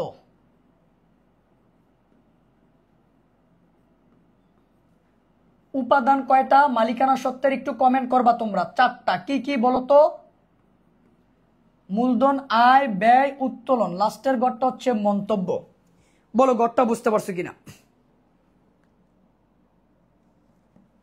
এবার দেখো, এই হচ্ছে আমাদের ঘর। ঘর তুমি তোমার মতন করে করতে পারো, এটা কোনো সমস্যা নাই। হ্যাঁ, তুমি তোমার মতন করে ঘরটা করতে পারবো, ওইটা কোনো সমস্যা নাই, কিন্তু ঘর নিয়ে কোনো সমস্যা নেই। এবার আসো, এই জায়গায় তারা কোন কোন এন্ট্রিগুলো বলছে দেখো তো। 1 তারিখ, 1 তারিখ কি বলছে? নগদ 1,30,000 টাকা, 80,000 টাকার যন্ত্রপাতি নিয়ে আমরা ব্যবসা শুরু করছি 2023 সালের জানুয়ারির 1 তারিখ। সালটা লিখবা 2023 জানু 1, নগদ 1,30,000। আর যন্ত্রপাতি এটা আমাদের জন্য সম্পদ, তাই সম্পদের দিকে যে ফাঁকা ঘর আছে না, ওই জায়গায় যন্ত্রপাতি কথাটা লিখবা। লিখার পরে এই দুইটা জিনিস কে দিছে? মালিক। এই দুইটা যোগ করবা। যোগ করার পর যেটা হবে ওইটা মালিকানা সত্ত্বের ঘরে লিখে দিবা, এই যে। আর মন্তব্যের ঘরে লিখবা কি? মূলধন। দেখছো, মন্তব্যের ঘরে কি লিখবা? মূলধন লিখবা। বলো তো বুঝতে পারছো কিনা, বলো তো বুঝতে পারছো কিনা। এই যে নগদ, আমি নগদের ঘরে লিখছি। যন্ত্রপাতি এটা আমার জন্য সম্পদ, তাই আমি সম্পদের দিকে যন্ত্রপাতির কথাটা লিখে তার ঘরে লিখবো। এই দুইটা জিনিস প্রতিষ্ঠানে কে দিছে? মালিক। তো শুরুতে মালিক যেটা দেয় সেটাকে প্রারম্ভিক মূলধন বলে, শুরুতে যেহেতু। তাহলে এই দুইটা যোগ করে আমরা কার ঘরে লিখবো? মূলধনের ঘরে লিখবো। বলো তো বুঝতে পারছো কিনা। যারা লাস্ট পর্যন্ত ক্লাসে থাকতে পারবা তারাই আজকে ক্লাসটা করে কিছু নিয়ে যেতে পারবা। দেখো এই জায়গায় কিন্তু কোনো উদ্ভট কথাবার্তা বলতেছি না, অ্যাডাল্ট সম্পন্ন কোনো কথাবার্তা বলতেছি না যেগুলো বললে তোমরা অনেক খুশি হও। টিকটক টাইপের কোনো কথাবার্তা বলতেছি না। তো এগুলো বলি না দেখেই তোমরা ক্লাস করো না। এগুলো যদি বলতাম তাহলে তোমাদের ক্লাসটা মজা লাগতো। বা এই মজা লাগার দরকার নাই। যারা এই টাইপের আপনি চলে যান, সমস্যা নেই। পড়াইতে আসছি 1 ঘন্টা 1.5 ঘন্টা, ওই 6 ঘন্টা 12 ঘন্টার ক্লাস দেখাবো, মাঝখানে আলাপ আলোচনা, এগুলো বন্ধ করেন। বন্ধ করে সময়ের মূল্য দেন। যতটুকু পড়াবো শুধু পড়া। ওকে, এবার আসেন। এবার 15 তারিখ 25,000 টাকার মূল্যের একটি যন্ত্রপাতি ক্রয় করেন। 15 তারিখ আমরা আবার একটা 25,000 টাকা দিয়ে যন্ত্রপাতি ক্রয় করছি, তাহলে আমার যন্ত্রপাতির পরিমাণ কিন্তু এই জায়গায় বাড়ছে। আর যন্ত্রপাতি ক্রয় করতে গিয়ে আমার কাছ থেকে নগদ টাকা চলে গেছে, দেখছেন। এখন অনেকে মনে করতে পারেন স্যার এটার সাথে তো ক্রয় আছে, ক্রয় করলে তো ব্যয় হয়, তাহলে কেন মালিকানা সত্ত্বের ঘরে আমরা লিখলাম না? কারণটা হচ্ছে এই ক্রয়টা তো আসলে ক্রয় না, আমরা সম্পদ ক্রয় করছি। আমরা যদি সম্পদ ক্রয় করি তাহলে তাকে ক্রয় নামে লিখতে পারবো না, সম্পদকে সম্পদ নামে লিখতে হবে। তাহলে সম্পদের সাথে যদি ক্রয় থাকে তাহলে আমরা তাকে ব্যয় নামে ধরতে পারবো না, এটা মাথায় রাখতে হবে আমাদেরকে। বলো তো বুঝতে পারছো কিনা, বলো তো বুঝতে পারছো কিনা? তাহলে আসো আমরা রেজাল্টটা নিচে নামাই দিই। নাটক কম করো, হ্যাঁ এরকম একটা প্রবাদ বাক্য আছে না, বলো। বাকিটা তোমরা লিখে দাও, নাটক কম করো, এরপরে কি হবে? কিছু মানুষ তো নাটক করতে করতে জীবন দিয়ে লায়। এবার দেখো, এবার আসো 28 তারিখ, বাকিতে পণ্য ক্রয় 12,000 টাকা, বাকিতে পণ্য ক্রয় 12,000 টাকা, এইটাকে ক্রয় নামে লেখা যাবে। বাকিতে পণ্য ক্রয় করছি 12,000 টাকা, ক্রয় করলে কি হয়? ব্যয় হয়। এই ক্রয়কে কিন্তু ক্রয় নামে লেখা যাবে, বাবার এটা পণ্য, তাহলে মন্তব্যের ঘরে লিখবা ক্রয়, কারণ এটা ই কে প্রভাবিত করছে। এবার বাকিতে ক্রয় করছি, টাকা কিন্তু দেই নাই, দিব। কাকে দেই? পাওনাদারকে দেই আমরা, আর পাওনাদার আমার জন্য দায়, এই জন্য আমরা কার ঘরে বসাবো? দায়ের ঘরে বসাবো। বলো তো বুঝতে পারছো কিনা, বলো তো বুঝতে পারছো কিনা?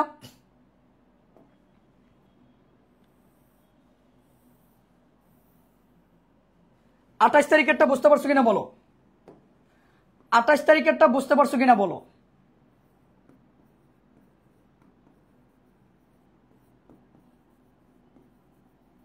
আঠাশ তারিখেরটা বুঝতে পারছো কিনা বলো।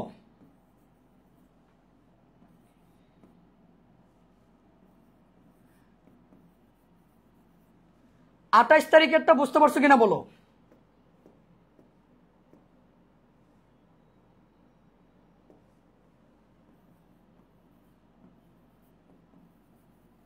আঠাশ তারিখের এন্ট্রিটা কি বুঝতে পারছো? ওকে, এরপরে আসো লাস্ট 31 তারিখ, বিজ্ঞাপন বাবদ প্রদান 1500 টাকা। বিজ্ঞাপন, মনে রাখো বিজ্ঞাপন এটা আমার জন্য আয়না ব্যয়, বলতো। বিজ্ঞাপন কি আমাদের জন্য আয়না ব্যয়, বলতো। বিজ্ঞাপন কি আমাদের জন্য আয়না ব্যয়? বিজ্ঞাপন আমাদের জন্য ব্যয়। ব্যয় হইলে মালিকানা সত্ত্ব কিন্তু কমবে, তাহলে আমরা এই জায়গায় লিখে দিব বিজ্ঞাপন, অথবা শুধু ব্যয়ও লিখতে পারো, এটা নিয়ে কোনো সমস্যা নাই, মারামারি হবে না। আর বিজ্ঞাপন করতে যে আমাদের কাছ থেকে কি চলে গেছে? নগদ টাকা চলে গেছে। বলো তো বুঝতে পারছো কিনা? ওকে, বুঝতে পারছো? 31 তারিখেরটা বুঝতে পারছো? ওকে, তাহলে এই জায়গায় থাকবে 1,03,500, এই জায়গায় 1,05,000, এই জায়গায় থাকবে 12,000, এই জায়গায় থাকবে 1,98,000 থেকে 1500 বাদ দাও, 1,98,000 থেকে 1500 বাদ দিব আমরা, তাহলে থাকবে 1,96,500। শেষ, আর কোনো এন্ট্রি নাই। এবার আমরা যোগ করে দিই, কেমন? তাহলে 2,08,500, 2,08,500। বলো তো বুঝতে পারছো কিনা? 15 তারিখের মন্তব্য কি স্যার? 15 তারিখের মন্তব্য তো হবে না বাবা, মন্তব্যের ঘরে তুমি কোন এন্ট্রির মন্তব্যটা লিখবে সেটা কি বুঝো। যেই এন্ট্রিগুলো ই এর ঘরে বসবে, ই কে প্রভাবিত করবে, শুধুমাত্র ওই এন্ট্রির কথাটার জন্য মন্তব্য লিখতে হবে। যেই এন্ট্রিটা ই কে প্রভাবিত করবে ওইটার জন্য মন্তব্য লিখবো আমরা। বলো তো বুঝতে পারছো কিনা, বলো তো বুঝতে পারছো কিনা, বলো বুঝতে পারছো কিনা। বরিশাল বুট 24 আমরা শেষ করলাম, বলো বুঝতে পারছো কিনা, বলো বুঝতে পারছো কিনা। সবাই সবার জায়গা থেকে বলতে হবে বুঝতে পারছো কিনা, যদি কারো কোথাও সমস্যা থাকে বলতে পারো। এবার আসো দিনাজপুর বুট 24, আসো। স্যার ক্রয় করলে নগদ কমবে না আর ব্যয় বাড়বে না? যদি তুমি নগদে ক্রয় করো তাহলে কমবে, কিন্তু আমরা তো ওইটা নগদে ক্রয় করি না। এই যে 12,000 টাকা, এটা তো আমরা বাকিতে ক্রয় করছি, বাকিতে। তো বাকিতে ক্রয় করলে কি পাওনাদারের পরিমাণ বাড়বে না? এটা তো বুঝতে হবে। ক্রয় করলে নগদ কমবে, ঠিক আছে, কিন্তু নগদে করতে হবে। তো তুমি তো ক্রয় করে টাকা দাও নাই, বাকিতে করছো, তাহলে নগদ কমবে কিভাবে? নগদ কমে নাই, পাওনাদারের পরিমাণ বৃদ্ধি পাইছে, দায় বৃদ্ধি পাইছে। যাবে দ্বারা কি হইতো? ক্রয় ডেবিট, পাওনাদার ক্রেডিট। 31 তারিখের আরেকবার, এমডি আলী সাহেব বই কি জীবনে ধইরা দেখছেন? মনে তো হয় না। বিজ্ঞাপন বাবদ প্রদান 1500 টাকা। বিজ্ঞাপন এটা আমার জন্য কি ব্যয়, এই জন্য ব্যয়ের ঘরে বসছে, মালিকানা সত্ত্ব কমবে। আর বিজ্ঞাপন করতে যে আমার কাছ থেকে কি চলে গেছে? নগদ টাকা চলে গেছে, এই জন্য নগদের থেকে আমি কমিয়ে দিছি।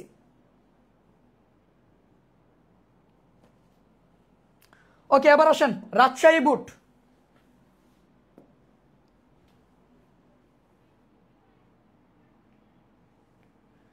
রাজশাহী বুট সবাই স্ক্রিনশট দিবেন। রাজশাহী বুট সবাই স্ক্রিনশট দেন। রাজশাহী বুট,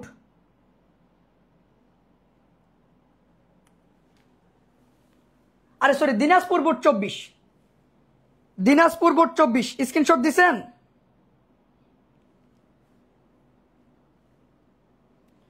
দিনাজপুর বুট 24 কি স্ক্রিনশট দিছেন? দ্রুত বলবেন।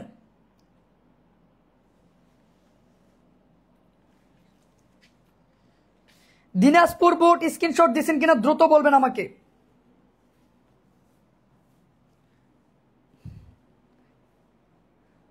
এক একজনে কবর থেকে ওইটা আসছে না। আচ্ছা দেখেন, জনাব হৃদয় একজন আইনজীবী 2024 সালের জানুয়ারি মাসে তার ব্যবসায়ের লেনদেনগুলো নিম্নরূপ। ক নম্বর পড়ছে, লেনদেন নয় এমন ঘটনা চিহ্নিত করো। এই যে 1 তারিখেরটা, মাসিক 10,000 টাকা বেতনে একজন আইন সহকারী নিয়োগ করা হলো। আমি নিয়োগ করছি, তাকে কিন্তু টাকা দেই নাই, তাহলে এটা লেনদেন না। তারপরে আর কোনটা দেখি তো, মেয়ের স্কুলের বেতন, মেয়ের স্কুলের বেতন 4,000 টাকা ব্যক্তিগত তহবিলতে পরিশোধ করলো, এটাও লেনদেন না, কারণ তার মেয়ের বেতন সে নিজের স্কুল থেকে পকেট থেকে দিবে, এটা তো স্বাভাবিক। এতে তো ব্যবসার টাকা বাড়েও নাই কমেও নাই, তাহলে এই দুইটা লেনদেন না। এই যে 1 আর 10, বলেন তো ক নাম্বারটা বুঝতে পারছেন কিনা? ক নাম্বার বুঝতে পারছেন কিনা বলেন? 1 আর 10 এটা কিন্তু লেনদেন না। 1 আর 10 এটা কিন্তু কি নয়? লেনদেন নয়, কারণ তার মেয়ের স্কুলের বেতন সে নিজের পকেট থেকে দিবে, এটাই তো স্বাভাবিক, তাহলে এটা কি নয়? লেনদেন নয়।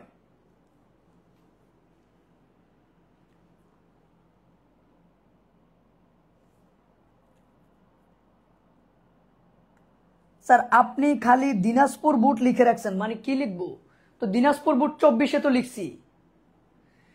আচ্ছা এবার আসেন খ নাম্বার। খ নাম্বার বলছে জানুয়ারির 1 তারিখ থেকে জানুয়ারির 15 তারিখ পর্যন্ত, ভালো করে বুঝেন, জানুয়ারির 1 তারিখ থেকে 15 তারিখ পর্যন্ত লেনদেন দ্বারা হিসাব সমীকরণের উপাদানের প্রভাব। এবার এইটা আমি জানি অনেকেই ভুল করবে, উপাদানের প্রভাব বললে কি বলবা বলো? এই যে দেখো, জানুয়ারির 1 তারিখ থেকে 15 তারিখ পর্যন্ত লেনদেন দ্বারা সমীকরণের উপাদানের প্রভাব। ওই যে সমীকরণের উপাদানের প্রভাব যেই কথা, টেবুলার শক একই কথা। এই যে উপাদানের প্রভাব যেই কথা, টেবুলার শক একই কথা। বলো তো বুঝতে পারছো কিনা? বলো তো বুঝতে পারছো কিনা? আমাদের পেজের সাথে সবসময় থাকবেন। আমরা পুরো মাস জুড়ে, এই যে এই মাস এবং এর পরের মাস জুড়ে আমরা শুধু আপনাদের ফ্রি ক্লাস নিব। আমাদের পেজের সাথে থাকবেন। আর যে বেস আছে সেগুলোতে আপনি অংশগ্রহণ করে নিজেকে আরেকটু অ্যাডভান্স করে নিতে পারবেন, কারণ রেগুলার আমরা যে, আমার কথা কি শুনতে পাচ্ছেন?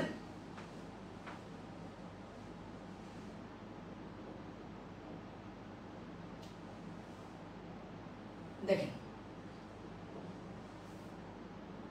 আমরা আবার আরেকটা টেবুলার স্টক করে ফেলি, তাহলে মোটামুটি টেবুলার স্টক নিয়ে আপনাদের যাবতীয় যত সমস্যা আশা করি সেটা সমাধান হয়ে যাবে।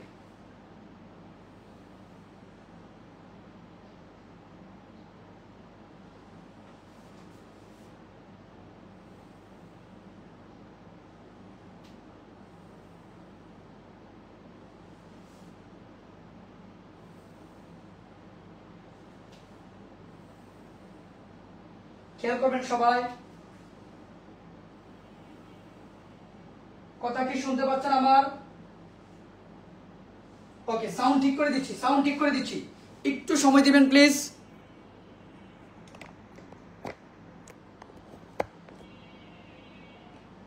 শুনতে পাচ্ছেন আমাকে?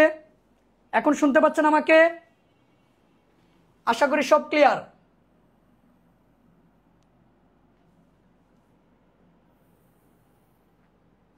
এখন শুনতে পাচ্ছেন?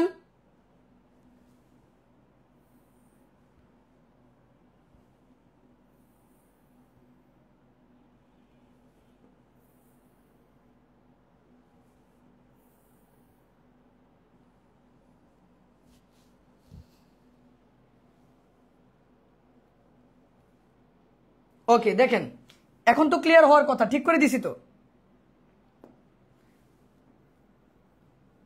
তারিখ এর সমান সমান কি? সম্পদ। ওকে, এল সমান সমান কি? দায়। ওই সমান সমান কি? মালিকানা সত্ত্বের উপাদান কয়টা? 4টা। মূলধন, আয়, ব্যয়, উত্তোলন। তারপর লিখবো আমরা মন্তব্য। বলেন গড়টা কি বুঝতে পারছেন? এবার তারা কিন্তু স্পষ্ট বলে দিছে 1 থেকে জানুয়ারির 15 1 তারিখেরটা কি বলছে? আইন পেশায় 50,000 টাকা বিনিয়োগ করা হলো। বিনিয়োগ করা যেই কথা, ব্যবসা শুরু করা একই কথা।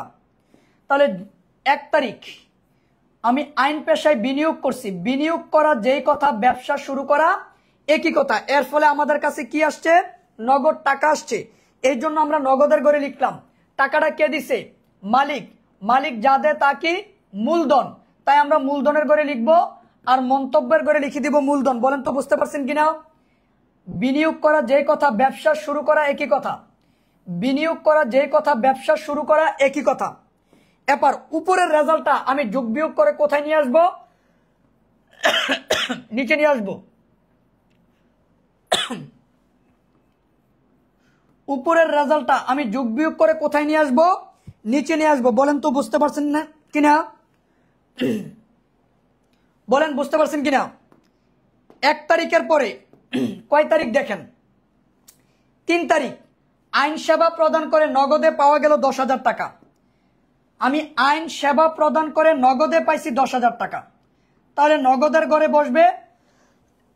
আর আমরা সেবা দিছি, সেবা দিলে আয় হয়, আয় হইলে মালিকানা সত্ত্বের ঘরে বসবে। এই জায়গায় আমরা লিখবো সেবা আয়।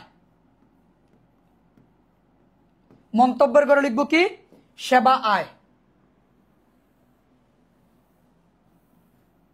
এবার উপরের রেজাল্ট আমি যোগ বিয়োগ করে কোথায় নামাবো? নিচে নামিয়ে দিব। কেমন? তারপরে দেখো 3 তারিখের পরে 7 তারিখ দাঁড়ে 25,000 টাকার অফিস সরঞ্জাম ক্রয় করা হলো। এই যে দেখো, এই জায়গায় যে ক্রয় কথাটা আছে না, এটাকে ক্রয় নামে লিখবা না। কারণ তুমি কি ক্রয় করছো? অফিস সরঞ্জাম। এটা সম্পদ। তোমাকে কি নামে লিখতে হবে? সম্পদ নামে লিখতে হবে। সম্পদ নামে। তাহলে আমরা সম্পদ নামে লিখবো। কেমন? অফিস সরঞ্জাম 25,000 টাকার। আসো, তাহলে এই জায়গায় ফাঁকা করে আমরা লিখবো অফিস সরঞ্জাম 25,000 টাকার। এবার এটা আমি ধারে ক্রয় করছি। এই যে দেখো প্রশ্নে বলা আছে, এই যে দেখো ধারে। তাহলে বলো তো টাকা কি আমরা দিছি? না, আমরা তো টাকা দেই নাই। দিব। আমরা কাকে টাকা দেই? পাওনাদারকে দেই। তাহলে এই পাওনাদার, এটা তোমার জন্য দায়। দায়ের ঘরে পাওনাদার লিখবা। লিখার পরে তার ঘরে তোমাকে লিখে দিতে হবে। বলো তো বুঝতে পারছো কিনা? মুন্না মাহমুদ, ধন্যবাদ ভাই তোমাকে। তোমার কথা শুনে আমি বিমোহিত, আমি মুগ্ধ, আমি আনন্দিত, আমি শিহরিত যে তুমি HSC 25-এর ক্যান্ডিডেট। তোমার জন্য দোয়া থাকলো, তুমি যেন গোল্ডেন GPA 5 না 6 পাও। তুমি প্রশ্ন করতেছো আমরা কোন অধ্যায়ের ক্লাস নিচ্ছি। ধন্যবাদ ভাই তোমাকে। শেষ মুহূর্তে এসে তুমি যে একটা কথা বলছো, এই কথা শুনে আমি কুমায় চলে গেছি। আমি জানি না যে এই অঙ্ক আমি সমাধান করতে পারবো কিনা।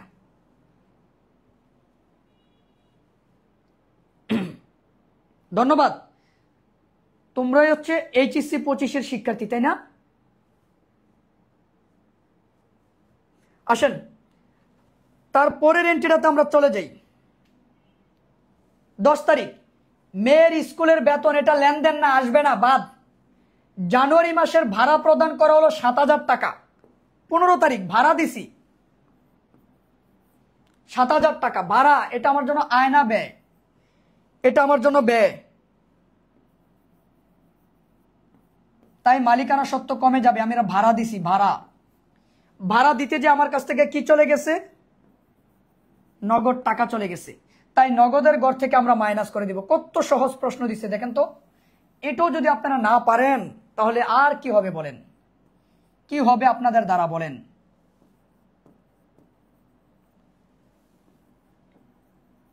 এর চেয়ে সহজ অঙ্ক আর আছে এই দুনিয়াতে?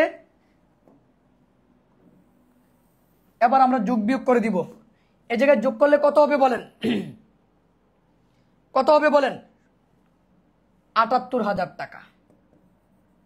দেখেন তো ঠিক আছে কিনা? দুই পাশে কত হবে? 78,000 টাকা। বলেন তো বুঝতে পারছেন কিনা? বলেন তো বুঝতে পারছেন কিনা? বলেন তো বুঝতে পারছেন কিনা? আরেকটা কাহিনী হচ্ছে ফেসবুকের কাহিনী। ফেসবুক ইদানিং যা শুরু করছে মনে হচ্ছে ক্লাস না নেওয়াটাই উত্তম। তোমরা কমেন্ট করো, তার 10 মিনিট পরে কমেন্ট আসে। হ্যাঁ, তারপরে এই বিভিন্ন আপডেটে এই সমস্যা হচ্ছে, ওই সমস্যা হচ্ছে। ওরা মোটামুটি একটা নাটক ধারাবাহিকভাবে শুরু করে দিছে। কততম পর্বে যে আছে এটা আল্লাহ পাক জানে। ওদের পর্বের কোনো শেষ নেই। আচ্ছা যাই হোক, ওই পোলারে সবাই মিললে তোমরা যদি ধরো তাহলে তো হবে না। আমি বলছি তোমরা আর বইলো না। প্রতিটি লেনদেনের সংশ্লিষ্ট হিসাব ও শ্রেণী উল্লেখ করো আধুনিক পদ্ধতিতে। তাহলে বলো তো কি চাইছে? হিসাব শ্রেণী চাইছে, হিসাব শ্রেণী। প্রতিটি লেনদেনের হিসাব শ্রেণী চাইছে। বলো তো হিসাব শ্রেণী তোমরা করতে পারবা কিনা? মিরাজ লিখছে 78,000 হবে কেন? তাহলে ভাইয়া কত হবে? মিরাজ ভাইয়া বলেন কত হবে? এনে যোগ করলে কত হয় বলেন? এই যোগ বিয়োগও শিখাবো। আসেন নামতার বই নিয়ে আসেন আর যোগ বিয়োগের বই নিয়ে আসেন। মিরাজ ভাই প্রশ্ন করছে এই জায়গায় 78,000 হবে কেন? তাহলে কত লিখবো বলেন? আপনি যা বলবেন আমি সেটাই লিখবো। সবাই মিরাজ ভাইরে ধরেন, সবাই মিরাজ ভাইকে ধরেন। এই যে মিরাজ ভাই কই? মিরাজ ভাই একটু আগে কমেন্ট করছে, এটা ডিলিট করে দিছে, দেখছেন? মিরাজ ভাই কিন্তু চালাক আছে। সে লিখছে এই জায়গায় 78,000 হবে কেন?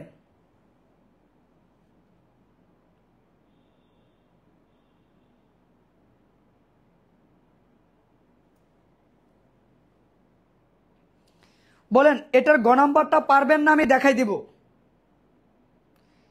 এটার গ নাম্বারটা কি আপনারা পারবেন নাকি আমি দেখাই দিব বলেন?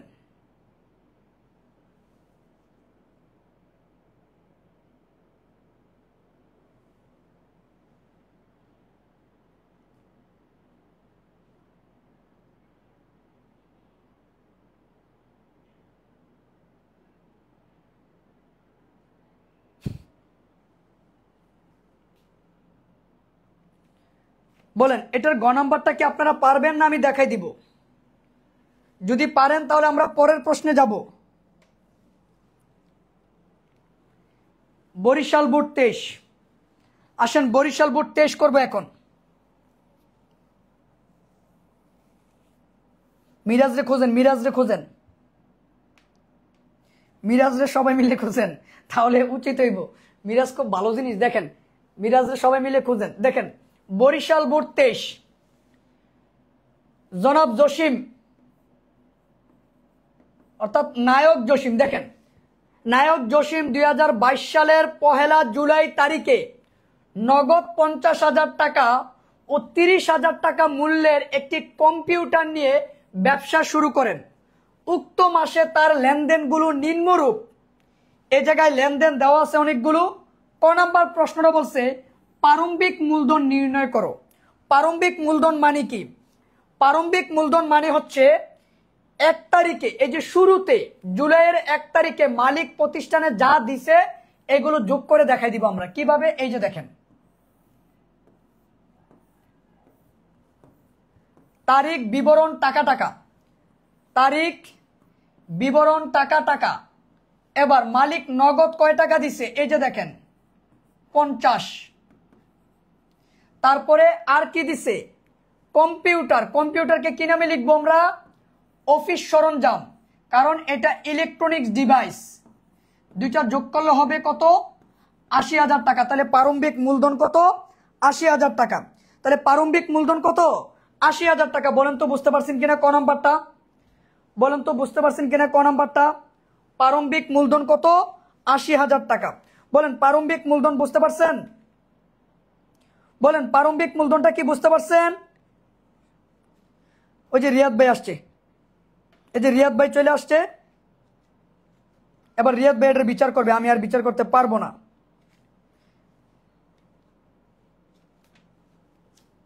বলেন বুঝতে পারছেন কিনা। এবার বলেন খ নাম্বারটা কি বলছে দেখেন। খ নাম্বারটা বলছে উপরোক্ত লেনদেনগুলো দ্বারা হিসাব সমীকরণের প্রভাব দেখাও। বলেন তো হিসাব সমীকরণের প্রভাব মানে কি, হিসাব সমীকরণের প্রভাব মানে কি। হিসাব সমীকরণের প্রভাব মানে হচ্ছে বিবরণী ছক। এই যে দেখেন, উপরোক্ত লেনদেনগুলো দ্বারা হিসাব সমীকরণের প্রভাব দেখাও। হিসাব সমীকরণের প্রভাব মানে বিবরণী ছক। বলেন তো বিবরণী ছক পারবেন নাকি আমি দেখাই দিব। আমি কোনটা দেখাবো বলেন, খ নাকি গ। আপনারা কোনটা পারবেন না বলেন, যেটা পারবেন না সেটাই দেখাবো।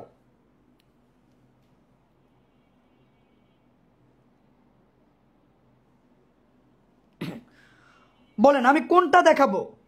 উপরোক্ত লেনদেনগুলো দ্বারা হিসাব সমীকরণের প্রভাব দেখাও, তার মানে বিবরণী ছক। এই যে টেবুলার ছক করতে বলছে আর কি, এটা একটু আগে যে আমরা করলাম। আর গ নম্বরটা বলছে জুলাই মাসের আয় বিবরণী প্রস্তুত করো। কি বিবরণী, আয় বিবরণী। এখন আপনি বলেন আমি কোনটা করাবো। যে আমাদের এডমিশন বেস আছে, আপনারা কি জানেন না, বিজনেস স্কোয়াড কি চিনেন না বলেন তো। বিজনেস স্কোয়াড নাম শুনছেন নাকি শুনেন নাই, আপনি বলেন।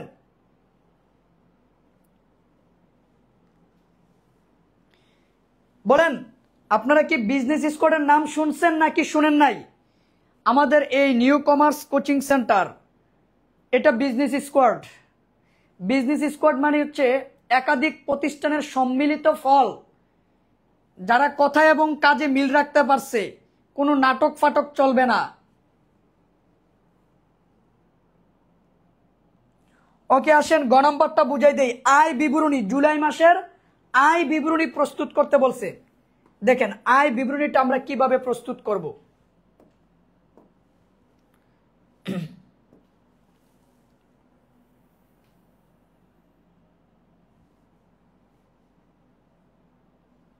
কারা কারা বিজনেস স্কোয়াডের নাম শুনেন নাই বলেন।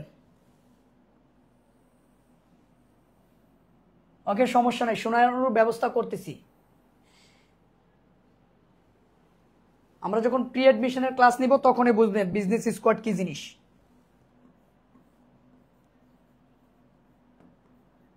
বিবরণ টাকা টাকা, বিবরণ টাকা টাকা।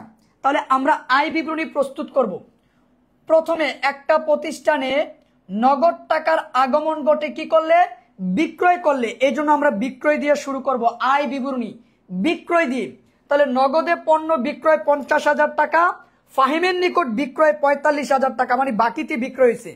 তাহলে এই যে দেখো আমরা এই জায়গায় লিখব বিক্রয় নগদে কত 40 না, নগদে বিক্রয় 50 আর বাকিতে বিক্রয় 45।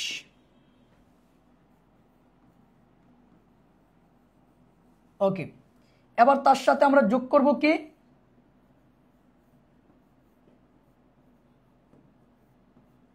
ধারে বিক্রয় 45। তাহলে টোটাল কত 95,000 টাকা। এই বিক্রয় বিক্রয় এটাই কিন্তু আমার জন্য আয়, এটাই কিন্তু আমার জন্য কি আয় বলেন তো, এটাই কিন্তু আমার জন্য আয়। এবার এই আয় থেকে আমি বাদ দিব ব্যয়। তো প্রথমে আমি ব্যয়ের ভিতরে বাদ দিব বিক্রিত পণ্যের ব্যয়।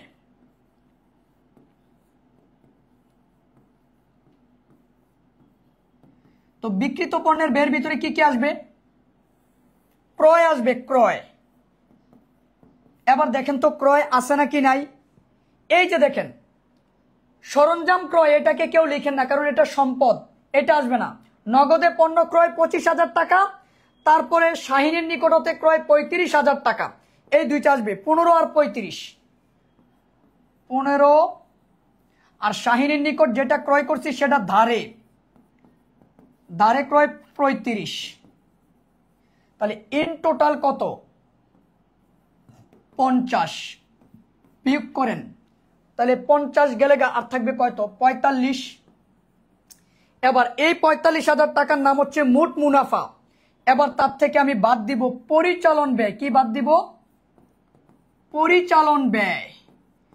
পরিচালন ব্যয় এই অঙ্কে কি আছে একটু দেখবেন। পরিচালন ব্যয় এই অঙ্কে কি আছে দেখবেন। এই যে কর্মচারীর বেতন প্রদান 10,500, কত 10,500, তাহলে আমরা এই জায়গায় লিখব বেতন 10,500। তো 10,500 যদি চলে যায় তাহলে কত হবে বলেন? 10,500 যদি চলে যায় তাহলে কত হবে বলেন?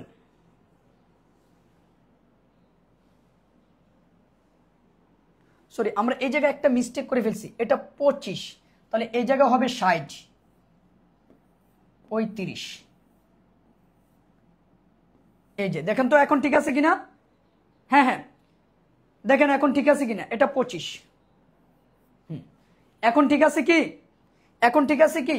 এবার উত্তর হবে কত 24,500। এটাই হচ্ছে আমাদের নিট আয়, এটাই হচ্ছে আমাদের জন্য নিট আয়। হ্যাঁ লিখছি।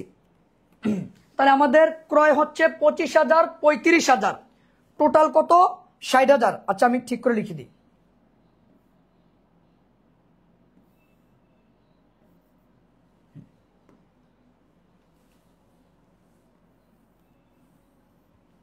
তাহলে এই জায়গায় আসবে কত 60,000।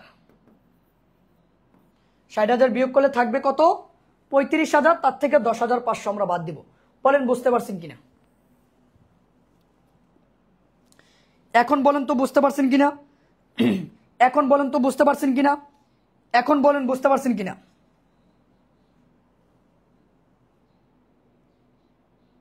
এটা হচ্ছে বিশদ আয় বিবরণী। তো বিশদ আয় বিবরণী আমরা কিভাবে বাইর করি দেখেন।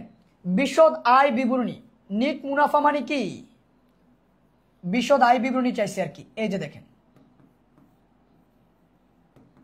তো বিশদ আয় বিবরণী আমরা বাইর করি কিভাবে? আমরা আয় থেকে ব্যয়গুলো বাদ দিয়ে দিই, আয় থেকে ব্যয়গুলো বাদ দিয়ে দিই। তো আয় থেকে তো আমরা ব্যয় বাদ দিছি। দেখেন বিক্রয় এটা আয়, এই দুইটা হচ্ছে আমাদের জন্য আয়, আর এই যে এগুলো হচ্ছে আমাদের জন্য ব্যয়। তবে ক্রয় এটা কোন ধরনের ব্যয়? বিক্রিত পণ্যের ব্যয়, এই জন্য আলাদা হেডলাইন দিলাম বিক্রিত পণ্যের ব্যয়।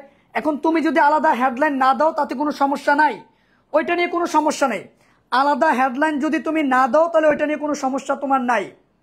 আরেকজনে প্রশ্ন করছো অফিস সরঞ্জাম ক্রয় আসলো না কেন। ওকে দেখো, এই যে অফিস সরঞ্জাম ক্রয় করছি আমি, এই যে অফিস সরঞ্জাম, এটা কিন্তু আমার জন্য সম্পদ। এটা আমার জন্য কি সম্পদ। তো সম্পদ কখনো কিন্তু আয় ব্যয় বিবরণীতে আসে না, এটা তো ব্যয় না। আয় ব্যয় বিবরণীতে শুধু কি আসবে? আয় আর ব্যয় আসবে। আয় ব্যয় বিবরণীতে কি আসবে? আয় আর ব্যয় আসবে। তো এই যে আমরা অফিস সরঞ্জাম ক্রয় করছি এটা কিন্তু সম্পদ, তাই এটা কিন্তু আসবে না। এই যে অফিস সরঞ্জাম ক্রয় করছি এটা আসবে না, তুমি এটাকে ক্রয় নামে ধরবা না কিন্তু। বলো তো বুঝতে পারছো কিনা? বলো তো বুঝতে পারছো কিনা? বলো তো বুঝতে পারছো কিনা? আচ্ছা, একজনে প্রশ্ন করছো ক্রয়ের পরে কি লিখছি, তাই না? এটা হচ্ছে পরিচালন ব্যয় বা পরিচালন ব্যয়, আর এটা হচ্ছে ক্রয় আর ধারে ক্রয় যোগ করছি, ক্রয় আর ধারে ক্রয় যোগ করছি।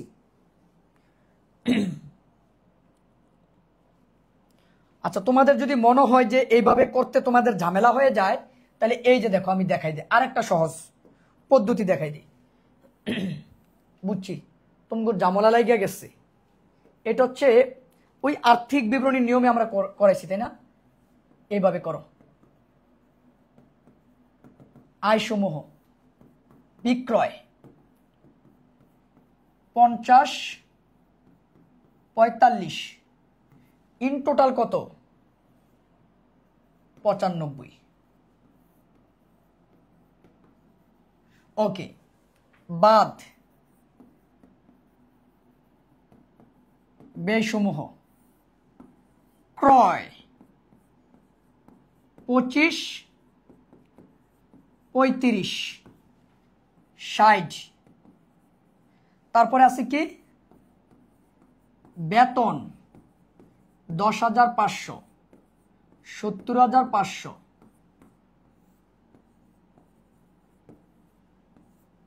নাও তোমার যেটা খুশি সেটা তুমি ব্যবহার করো। বলো তো বুঝতে পারছো কিনা?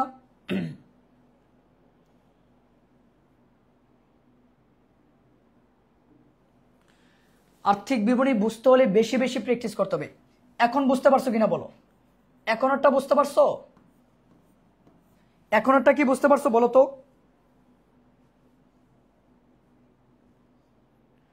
এখন বুঝতে পারছো কিনা বলো?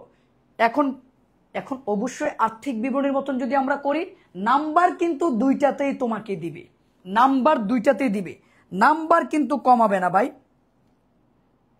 এবার আমরা যেটা করছি এটা হচ্ছে এক ধাপ, আয় থেকে ব্যয় বাদ দিয়ে দিছি, নাম্বার তুমি দুইটাতেই পাবা, ওইটা নিয়ে টেনশন নেওয়ার দরকার নেই।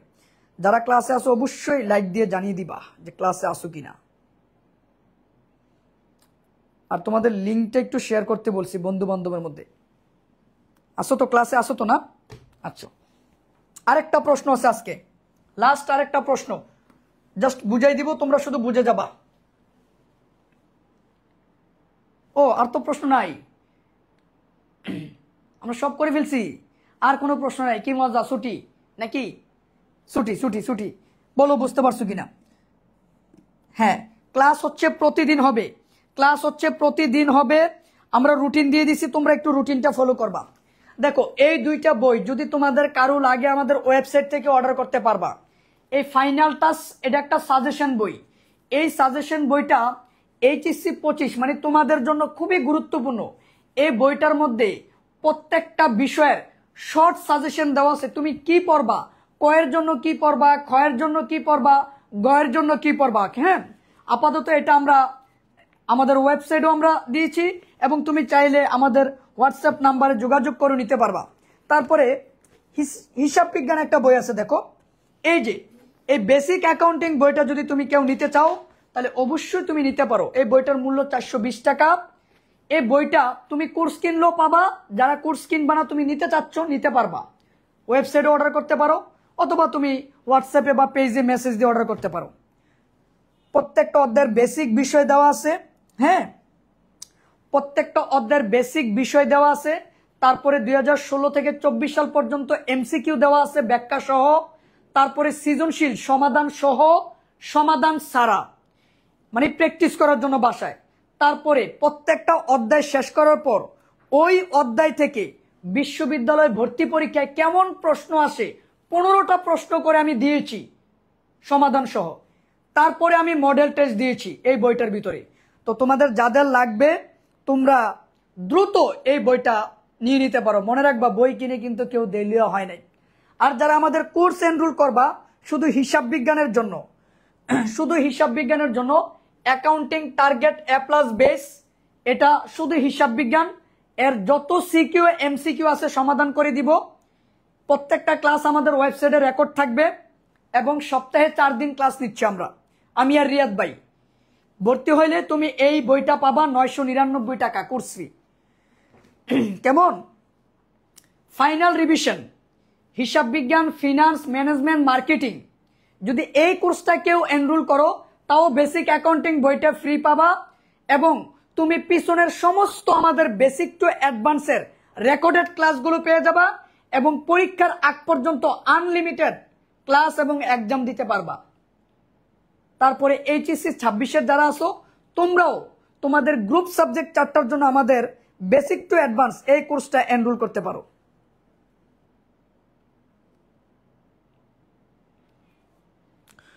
ওকে, আজকের ক্লাসটা তোমরা বুঝতে পারছো কিনা আমাকে একটু কমেন্ট করে জানাবা। আজকের ক্লাসটা বুঝতে পারছো কিনা আমাকে একটু কমেন্ট করে জানাবা। ইনশাল্লাহ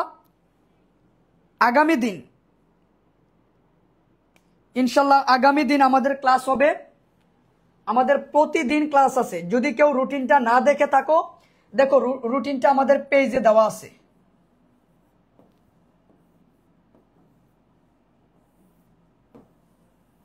রুটিনটা আমাদের পেজে দেওয়া আছে, তুমি আগে একটু দেখে নাও কোন দিন কোন ক্লাস। ধন্যবাদ ফাহিম সাদিক। আমি ইনশাল্লাহ এর পরের ক্লাসে অর্থাৎ বৃহস্পতিবার আমি হিসাব বিজ্ঞান প্রথম পত্রের দ্বিতীয় অধ্যায় হিসাবের বইসমূহ নিয়ে আলোচনা করব, হিসাবের বই নিয়ে আলোচনা করব। রেডি থাকবা, ওই জায়গা থেকেও সৃজনশীল কমন থাকবে ইনশাল্লাহ। কেমন?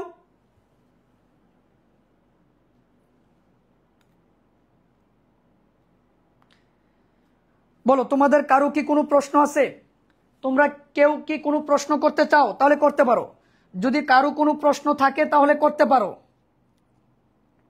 আমাদের কোর্সগুলো তোমরা চাইলে আমাদের ওয়েবসাইট থেকেও এনরোল করতে পারবা, বইগুলো আমাদের ওয়েবসাইট থেকে পারচেস করতে পারবা। আর যদি তুমি ওয়েবসাইট থেকে না করো তাহলে আমাদের নাম্বারে হোয়াটসঅ্যাপে যোগাযোগ করো, পেজে মেসেজ দাও, তাহলে হবে।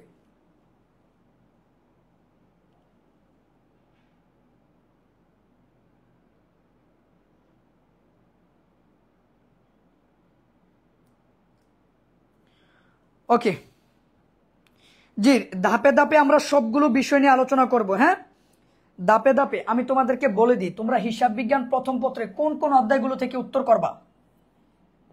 1 আর 2